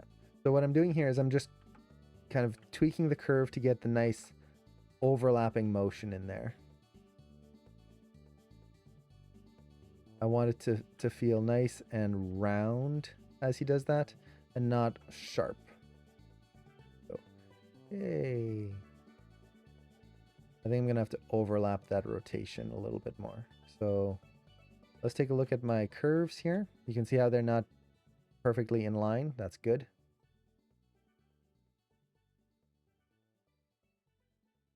But right here, they feel like they're not interacting with the rotation of the, or sorry, the opening of the jaw. I'm going to try to offset the curves just a little bit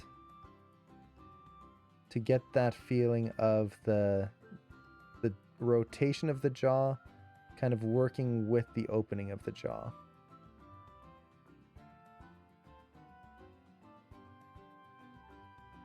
We get something maybe a little bit more like that. Hey.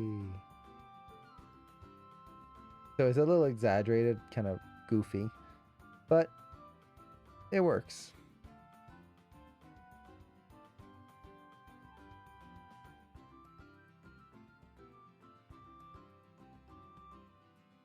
Plus we get this kind of goofy smile right here, which I do like.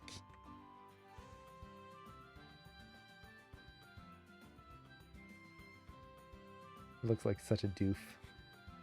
I love it. Okay. So we start getting that. So I'm just looking at the jaw motion here, trying to get a feel for that. And honestly, I could exaggerate this quite a bit more.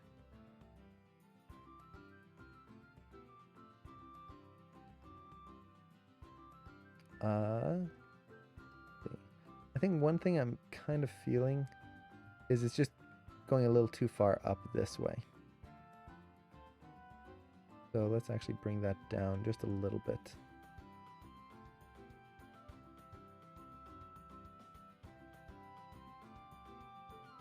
And actually bring it back down this way, and we'll just ease in.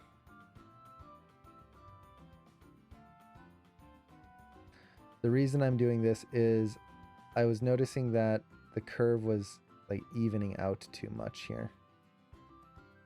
So I want to keep that line of action in place.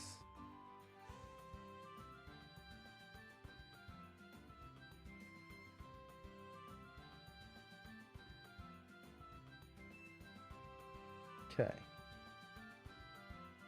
So we've got that. The jaw. What else can we do with the jaw? Well, we've done most of the translations, rotations. If I wanted to really exaggerate the side to side, I could just translate the jaw here. Ugh. So I could go like all the way.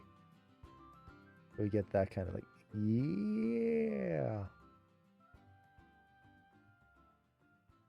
Which actually isn't so bad. Let's see. I'm curious. I definitely have to push the... You know, actually, instead of doing that, what I might do is I might just take the lower control here and use this instead. This way I'm not breaking the jaw too much. So, we've got that. Okay, so that was the jaw. What's the next thing on a smile? Well, the corners, obviously. That's kind of... It's so creepy. The corners of the mouth are kind of going to be the next big thing. I don't know why it does that every time I select the corner. So let's try to exaggerate that. So he's got this kind of smile here. How do I want to push this smile? Well, one thing I want to do is I don't want it to just move in a straight line. It needs to have a little bit of an arc. So he's already smiling. Like I said, I want the smile to come out first and then the mouth opens. So one thing I'm going to do is I'm just going to get that smile into place sooner. So it should probably pretty much be in place like by frame 52-ish. So let's just see how that feels. So now, smile opens up here, and then he opens his mouth. Maybe a little too offset, or it needs a little bit more of an offset there. So we get that smile opening up, and then the jaw, and then the smile finishes. So something like that. Okay, yay! This looks really creepy, doesn't it? Well, I think what I really need to do is let the smile lead with the translate X, so side to side, so it goes out then up. So let's just add a key here and see what happens if we let the smile ease in here.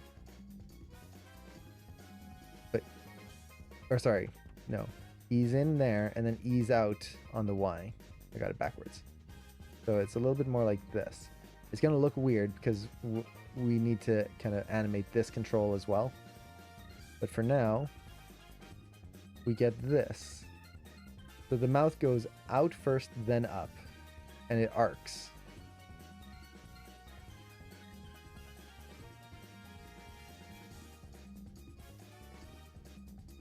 Now, the other thing that's happening is that teeth, like we're getting too much of a gap here.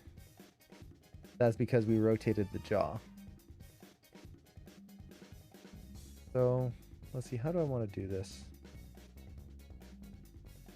I have a few choices. The big one is that I could play around with the Z depth here.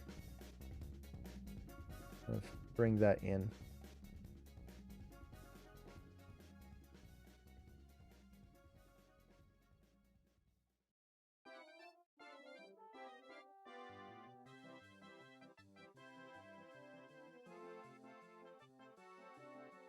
So something like that already makes it a nice difference.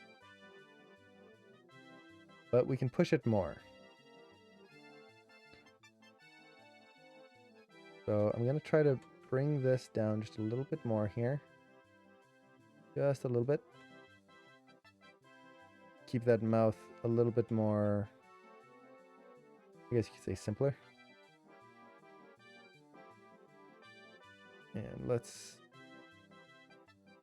ease that out a little bit better too.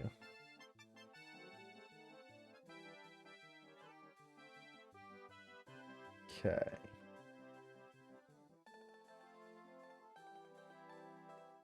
Don't need that key. So let's take a look here. Mouth comes out. Nice. Getting that arc. Now with the corners of the mouth tend to overshoot a little bit. So I'm going to try to build that in here.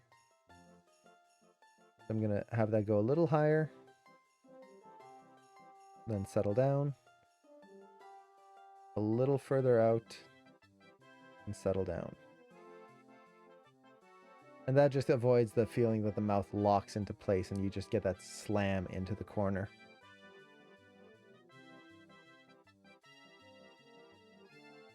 Okay.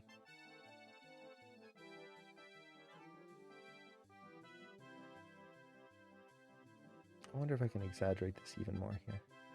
To kind of push that even further down, it's going to create a little anticipation. Yeah, I like that. You just get that little bit of a little stretch right in there. I like that.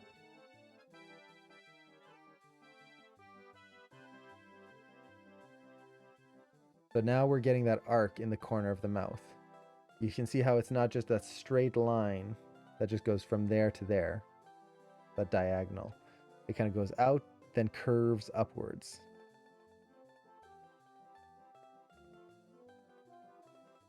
A lot of this, like when we start getting into this phase of animation, is just offsetting and curving. Like there's a little bit more to that. It's not that simple, unfortunately, but it really just comes down to trying to get the forms to work together.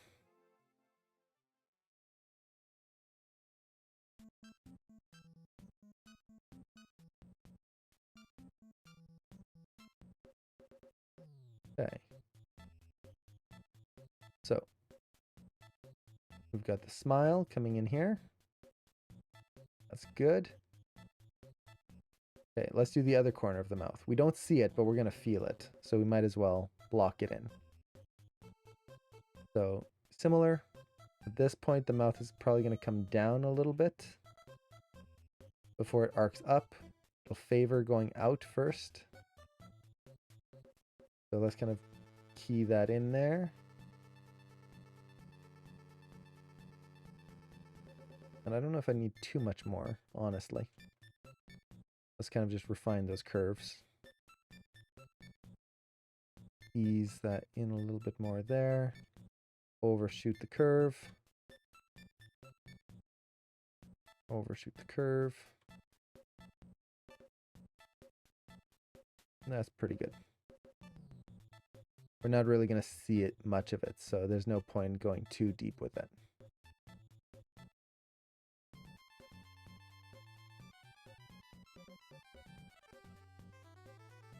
Okay. Now, the next thing I want to do, since we did the top corners, let's actually do the top lip.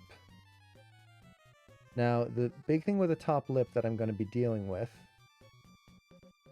is going to be, in this case, the rotate Z. I want to make sure that that kind of doesn't just ease boringly. So let's kind of add a key here and break that down. Honestly, I don't think it's going to be, is there even a difference? I don't think there's a difference. Let me actually look at this last pose here. So this is always a good thing. If you notice that your curves, like, it's not really doing anything, honestly, just take it out. I can get that same angle in the lip a different way. So, do I have these animated? Yes, I do. So here I'm just going to have to pull that out a little bit. Okay, so this is just the depth of the lip, making sure the gums don't cut in. Maybe ease that out a little bit there. Okay. There we go.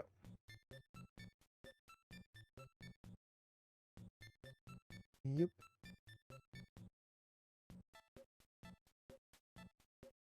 Top lip. What else is moving? So it moves up in Y, which is good. It's tightening up. So I want that to delay a little bit. It's going to be tied into the translate Y of the mouth. I'm going to delay that a little bit more. So as the corner of his mouth goes up, that's what pulls the middle lip up. I'm delaying it just a little bit to get an offset in there. Hopefully get a nice organic feel in that lip.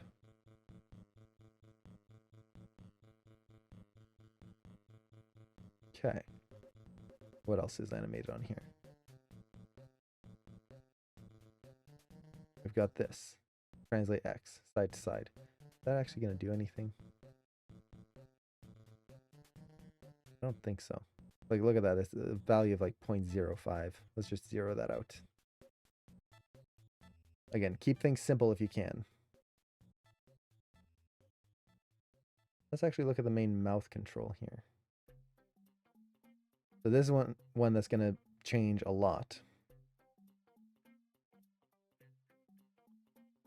As it comes down here, his mouth is going to be coming up to push that smile. So let's actually let the corners of the mouth lead once again a little bit. Yeah, so the corners lead, and that's what pulls the mouth upwards here.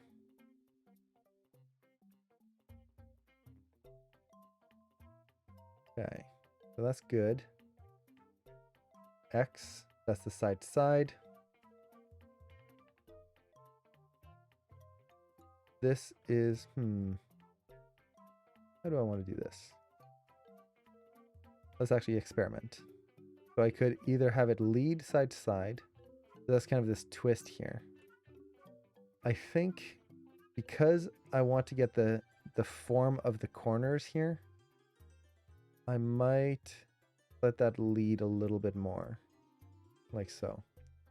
That way I can kind of get into this lip shape right there a little sooner. Now I'm noticing there's going to be a pop there. That's fine. We need to fix that whole transition. Okay. What else do we have on this? I think that's the majority of it.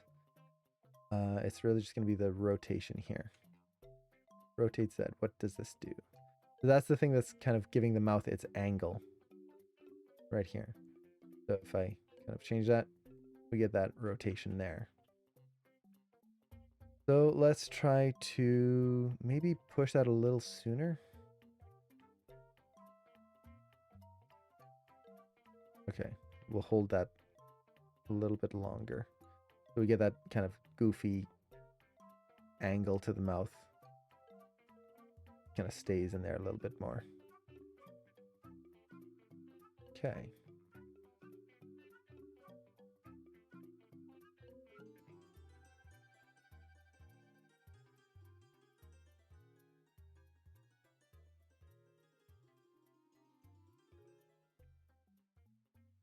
I almost want to push the translate Y a little lower here. Just to push that arc.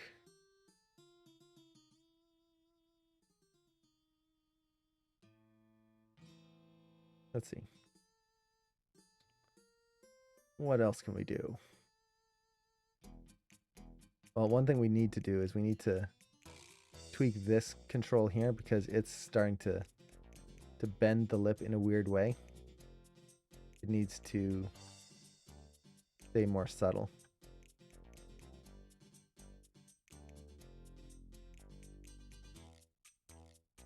What if I just zero that out?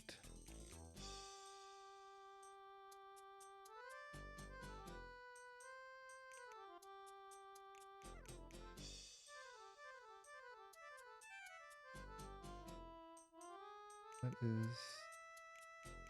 Oh, I know what it is. Okay. So what else do we have here? Well, we have the press control. That's going to be the bottom lip. And basically, it's going to be how it tightens the lip. I don't want the lip to tighten too soon. So let's just keep that way down here and only tighten it when the mouth starts to open. So basically, this is controlling how the lip feels stretched. Then it should kind of come back down here as the bottom lip kind of relaxes. Okay, whoop. There we go.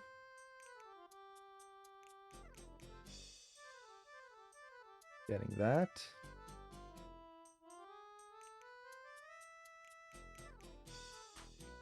I feel like I can push the arc of the corner here on this section a little bit more. I'm gonna push that back down a little. Oh, too much. That's bouncing.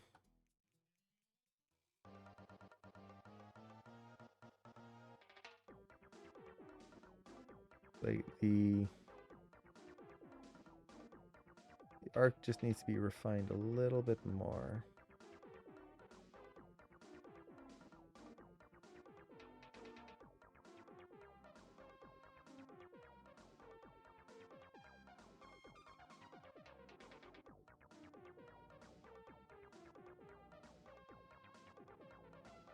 Okay, let's kind of leave it at that for now. What else do we need to do here? I don't think I'm going to need too much translate Y. Basically, it's going to be watching the lip here and kind of figuring out how I want that to overlap. I kind of want to ease out, I guess. So maybe show a little bit more teeth there, and then yeah, that should be good.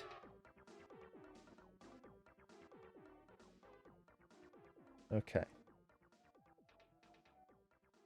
So we get that. I feel like it can be exaggerated.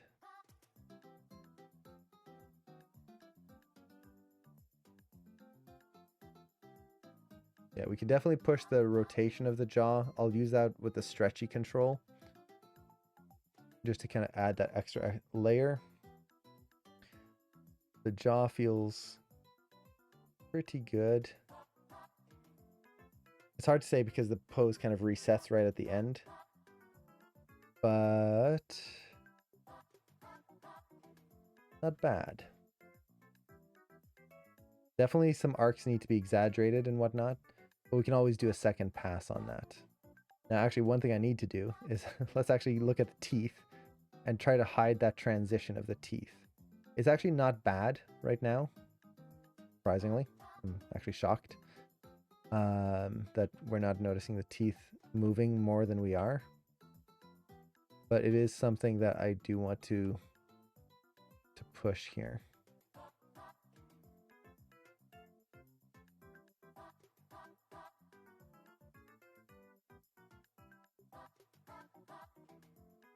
See.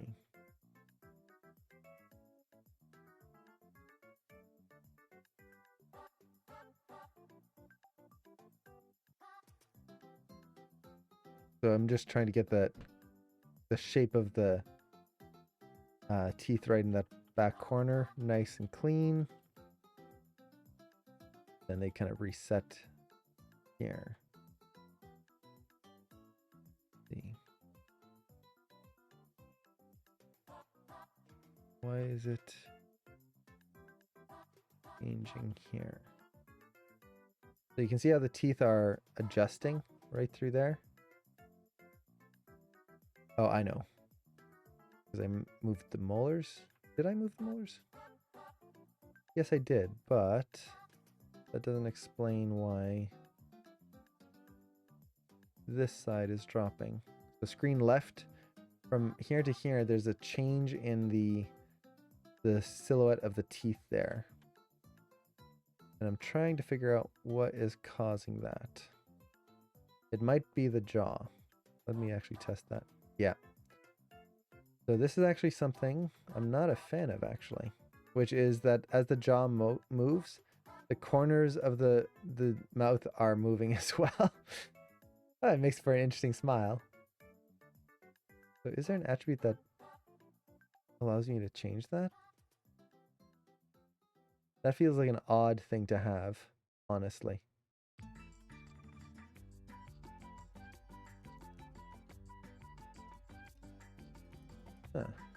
Interesting.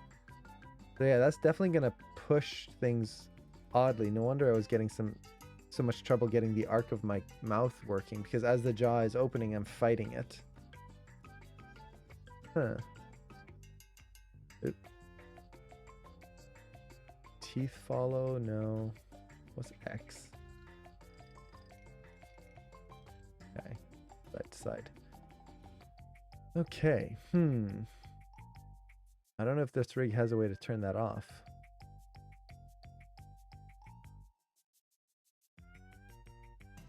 Okay. So basically what that means is I'm going to have to counter animate the jaw motion.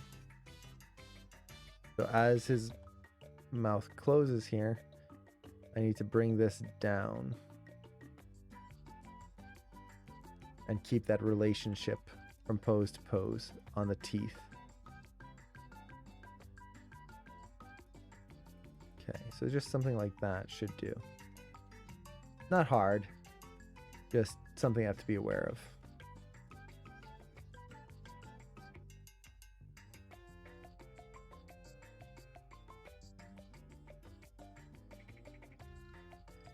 Okay. We've got that.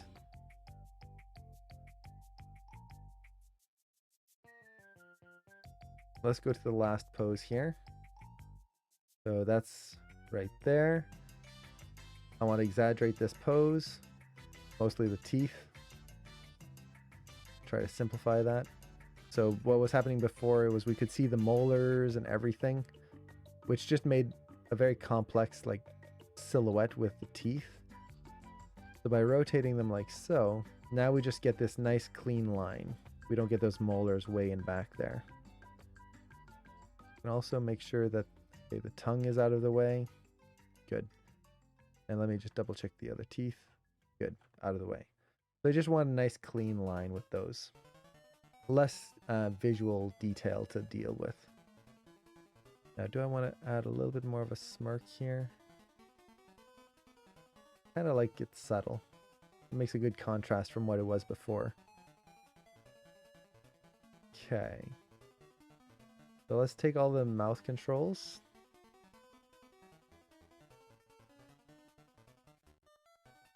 Okay. Oop. Deselect. There we go. And once again, just get rid of certain keys. So I wanted to hit this pose. Let's copy that over.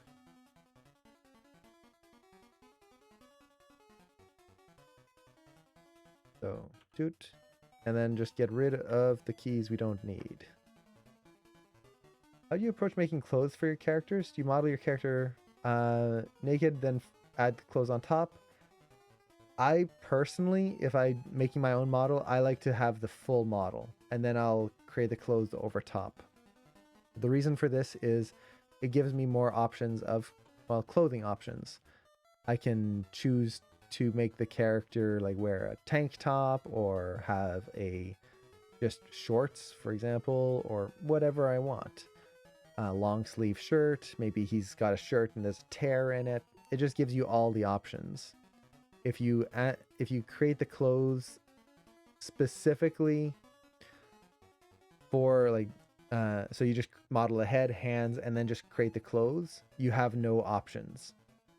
If you want to kind of make shorter sleeves and you didn't model the arms, well, you have to model the arms. It's just more work later.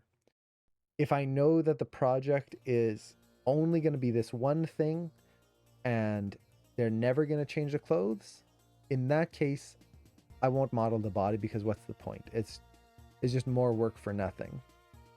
So a lot of it depends on the project.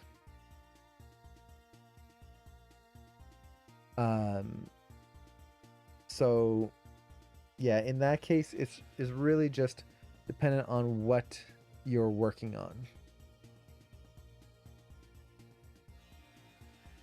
In the case of a rig like this, or anything that's for like me, I definitely want the body in there. Yeah, and then as for the approach of making the clothes themselves, so how I would actually do the clothing. Normally, it really depends. I would either try to bring it into ZBrush and model the clothes in there. I find that gives you a lot of control.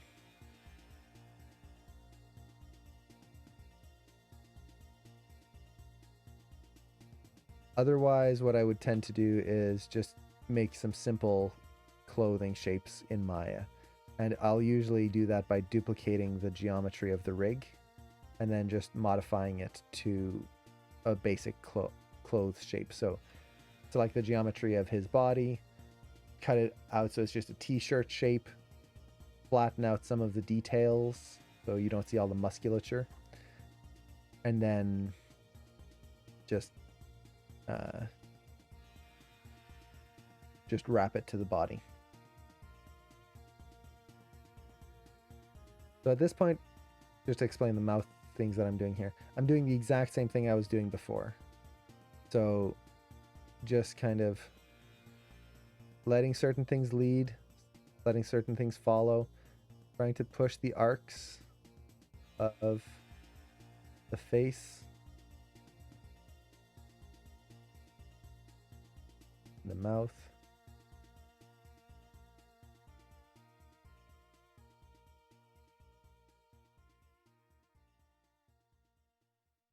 Basically just trying to get this transition to read clearly. Now it's kind of coming to a little bit of an abrupt stop. I'm going to add a moving hold to that expression right at the end. But right now, let's get that mouth in place. It's going to be pretty basic here. Mostly going to be getting the mouth closed, and then I think I can probably let it ease in here.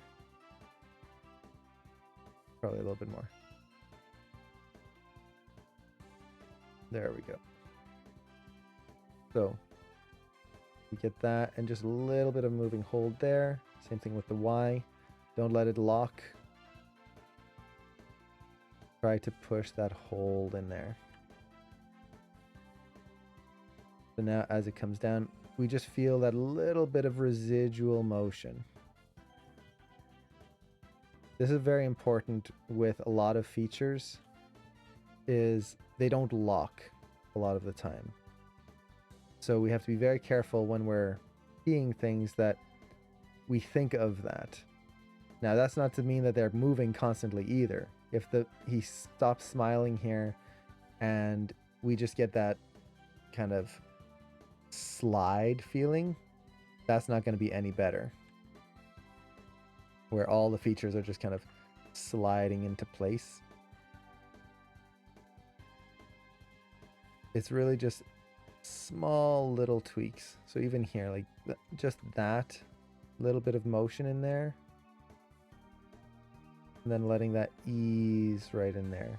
So we just get like pixels worth of motion. Now, to be fair, I'm really zoomed in here. So from the actual camera, this is going to be not noticeable at all. I'll probably have to exaggerate it, but yeah. Just a little bit more.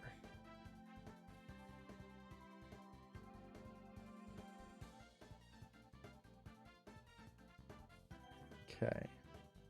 And the other thing is just pushing the spacing. So the spacing is interesting. I think I could probably do that a little bit more. Okay. So what else am I missing in that mouth? Got kind of arcs in the corners of the mouth now as he closes his mouth. Probably push them a little bit more. Again, keeping in mind that from a distance, I'll want that to read clearly. But that's not bad. I would say the big thing that I'm kind of missing is that the jaw kind of locks. Like, because I'm adding such a big rotation here, it rotates and then it just kind of stops and locks. So I don't want that. Let's keep that jaw moving a little bit so it never fully stops. It'll slow down, but it won't stop. And then let's get the rotations in there. and make sure that those work correctly. So he comes in, and then let's insert some keys here. Oops. Okay.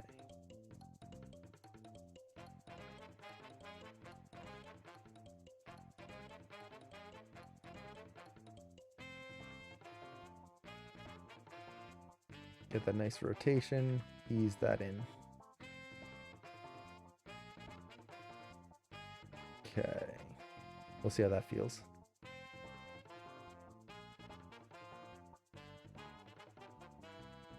That helps already.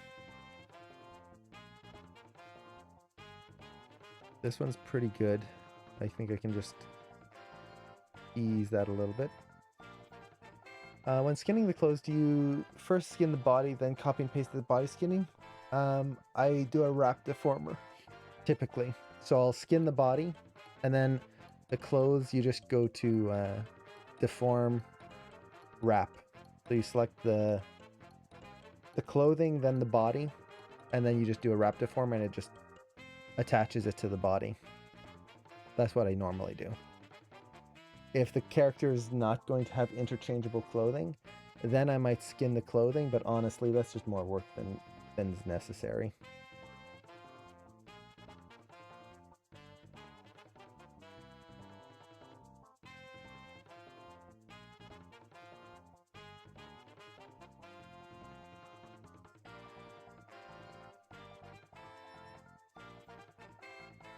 So, yeah, just a quick wrap deformer does the job most of the time.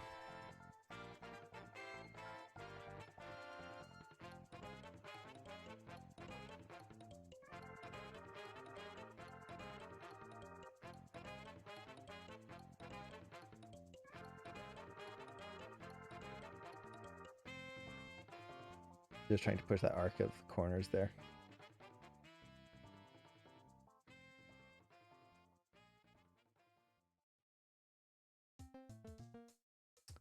Okay. Whoop. The brows I'm noticing are hitting a little too strongly there, right at the end. So while I've got that in my mind here, I'm just going to select these, look at my translate Y, and overshoot them.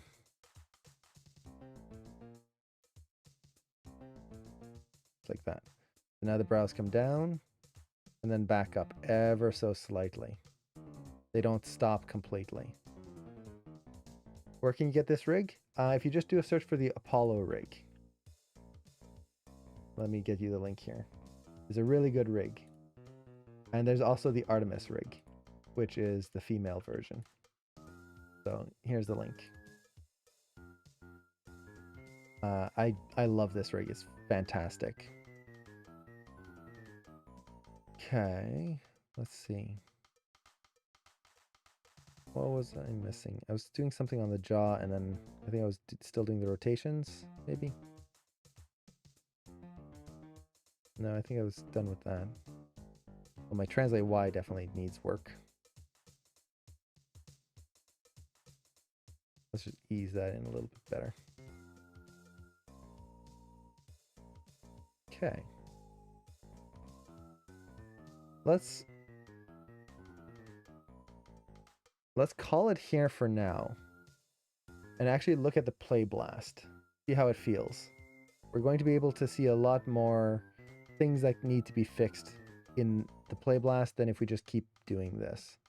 And at this point, we've kind of got most of it blocked out. Honestly, at this point, I'm also pretty much into... I'm getting into polish. So I'm doing a bit of both. I'm still trying to focus mostly on the main motions, not the super fine motions, but those kind of fall in as we're working here. The next thing, honestly, if everything else is looking pretty good on the face here, would be connecting. Oops. That was the wrong window. So the next thing would be to connect the elements of the face together. So what I mean by that is making sure the cheeks are moving, making sure the eyes are shaping with the eyes, motions themselves, adding in some extra eye darts, little things like that. So let's actually take a look here, see what we've got. So not bad. I feel like there's a little bit of a pop in the mouth right there. I think I can maybe overshoot the lips a little bit more, kind of cartoonify it a little bit. But the face is starting to come together. There's also a little bit of a pop in the eyelids, right as he kind of notices right here, like right there. There's a little bit of a pop. I'm not worried about that too much because we are going to be further away. Now let's actually look at what the old version was. So this was before we exaggerated. And you can see, is it a huge difference? Not really. Honestly, for most people, if you were to compare them just this to the other one, you wouldn't notice a difference. But it's the fine details that show up. So let me actually, I think I can, I always forget how to do this. I don't do this nearly enough in... Okay, so open in viewer B, open in viewer A, and then where is it? Horizontal? Okay.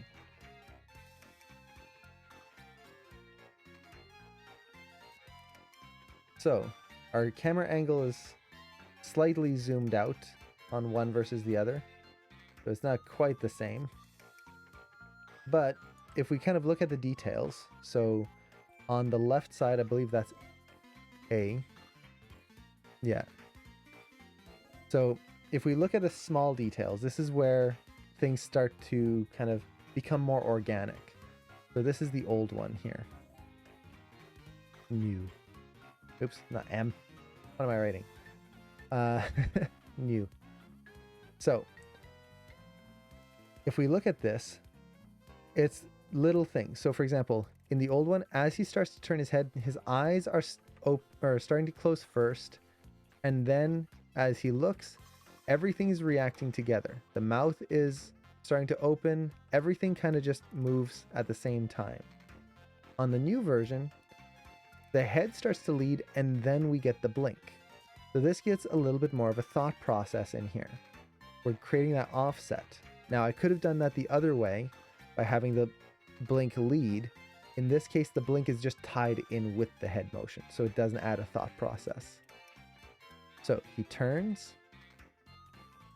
I need to fix the arc of the nose right here. I just noticed that.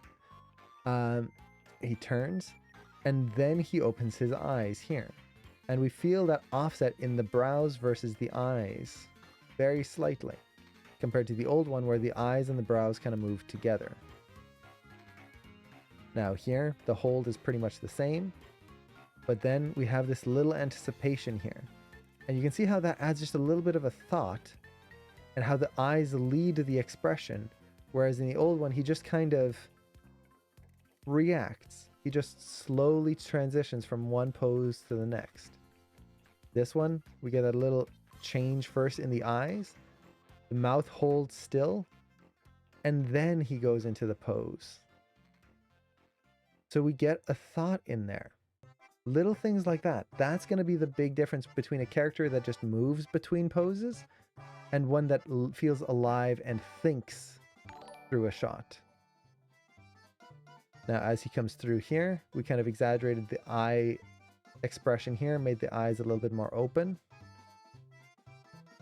And you can see, really pushed the mouth to delay. So now instead of just the mouth slowly kind of opening, I think I could actually... Okay, there's a few things I'm going to do here on the mouth. One, the jaw line is kind of going a little too much like that, the corner. I'm going to offset that. And I think I could open the jaw a few frames earlier, maybe one frame earlier. So just take that whole animation, move it one frame sooner. So again, this is not perfect, but we are getting there. We're starting to think of these details. So now we get that. And at the end, you can see as he settles here, it's just a little different But see how that mouth curls in and eases to a stop versus the other one where it's just the jaw closes and then that's it. Even the brows, there's just this extra little softness to them. It's not much, again, tiny little details. But that's when you start getting into the more dynamic expressions. Yeah, I think the mouth could be retimed like one more frame. Push the corner a little bit. Yeah. But at this point, it's polishy stuff. Now, the next stage, the true polish, is when we start connecting all the elements. Getting the cheeks in there, getting the stretch controls in there. That's what's going to push that whole face to the like nice, I guess you could say, feature level. Again, not to say that this is feature level. There's a lot of stuff I would try to improve, but for demo purposes, we'll say feature level. But connecting the eyelid controls, all of that stuff. I don't try to usually do that too much early on because it's just a lot of controls to deal with. And if I'm going to make a change, I don't want to have to do 100 controls. But once we get the main motions in here, it's just adding those in. So the last test we really need to do here is to do the actual camera test. How does this look from our actual camera? So let me actually make sure I'm... Okay, good. So let's take a look at our camera here and play blast that.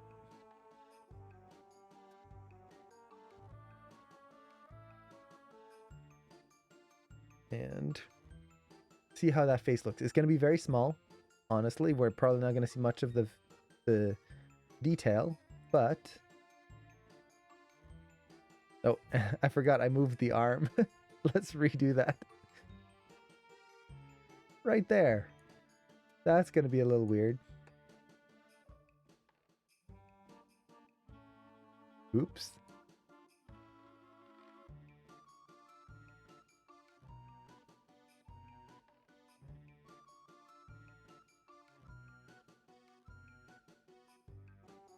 Let me just get rid of this key.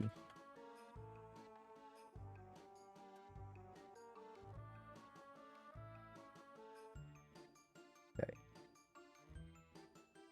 Okay, let's do that play blast again.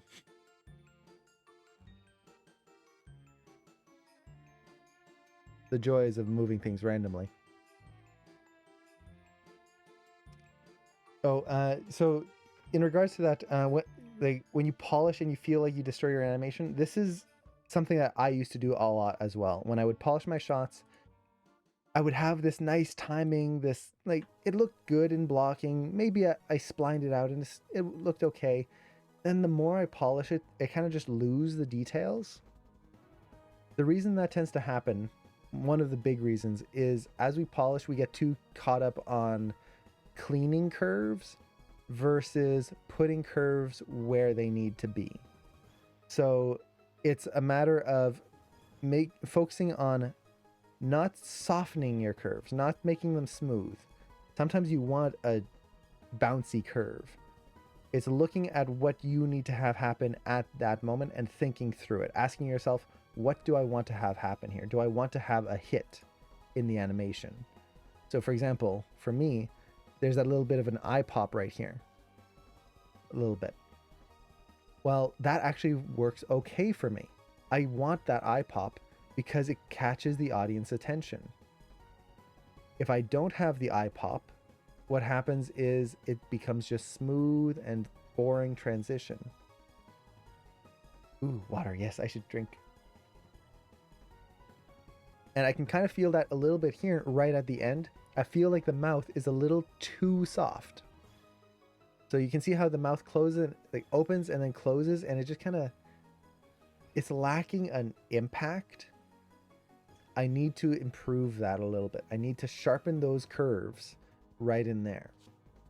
And the way I'm going to do that, and I'll do that in the polishing phase, is I'm going to think through my curves.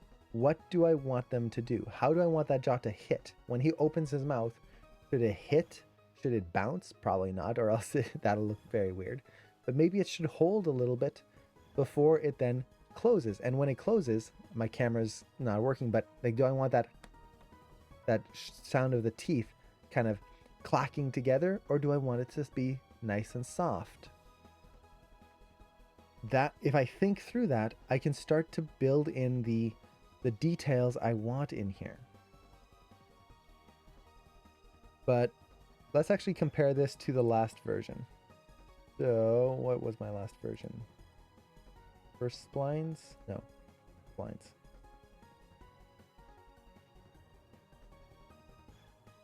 I believe this one. Okay, yeah, the number 7. So let's look at this. And you can see, is it a big difference? Not huge. But when we compare the two, there's just an extra little bit of life in the face. So let's actually compare them side by side. So we'll set this to A, we'll set this to B, and look at that here. And let's actually get rid of the project view. Yeah, there we go. So if we kind of look at it, it's going to be tricky to look at them side by side here. But if you look at the left one, especially when he goes into the happy expression, it's okay, but it feels flat. If we look on the right side here, there's just that little bit of extra life when his eyes pop open first, and then he goes into the expression. It's tiny, but we feel it as an audience. We feel the thought that goes in it. Now, this is a subtle shot. Imagine if this was a cartoony shot. You could go even further with it, which would make it read even more. So it seems like a lot of work to go through all of this, but when you get used to it, it doesn't take time. In today's stream, it actually took quite a bit of time because we were explaining the whole process. But honestly, it's offsetting a few curves, thinking of what you want to have lead and follow, and then making sure you don't over smooth them. That's really what it breaks down to. On top of that, like to push it to the next level, is understanding the anatomy, understanding how you can push certain arcs, that kind of thing. But really, it's the lead and follow. If you can get that, it makes a huge difference. So let's actually just look at it. Our last one here. So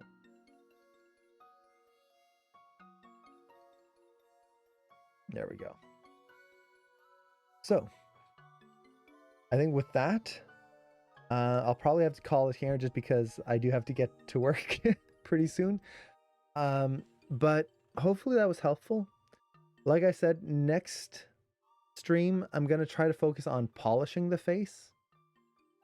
And then the only thing we'll have left to do after that, aside from kind of, it just needs a general polish pass, is fixing the hands, making sure the hand stays on the jaw, all of that. Now, the reason why I'm doing the face first and not the hand is because anything I do with the jaw is going to affect where the hand goes. So I want to get the hand, or sorry, the jaw and the face working first. Then I can polish the hand, do all the finger stuff.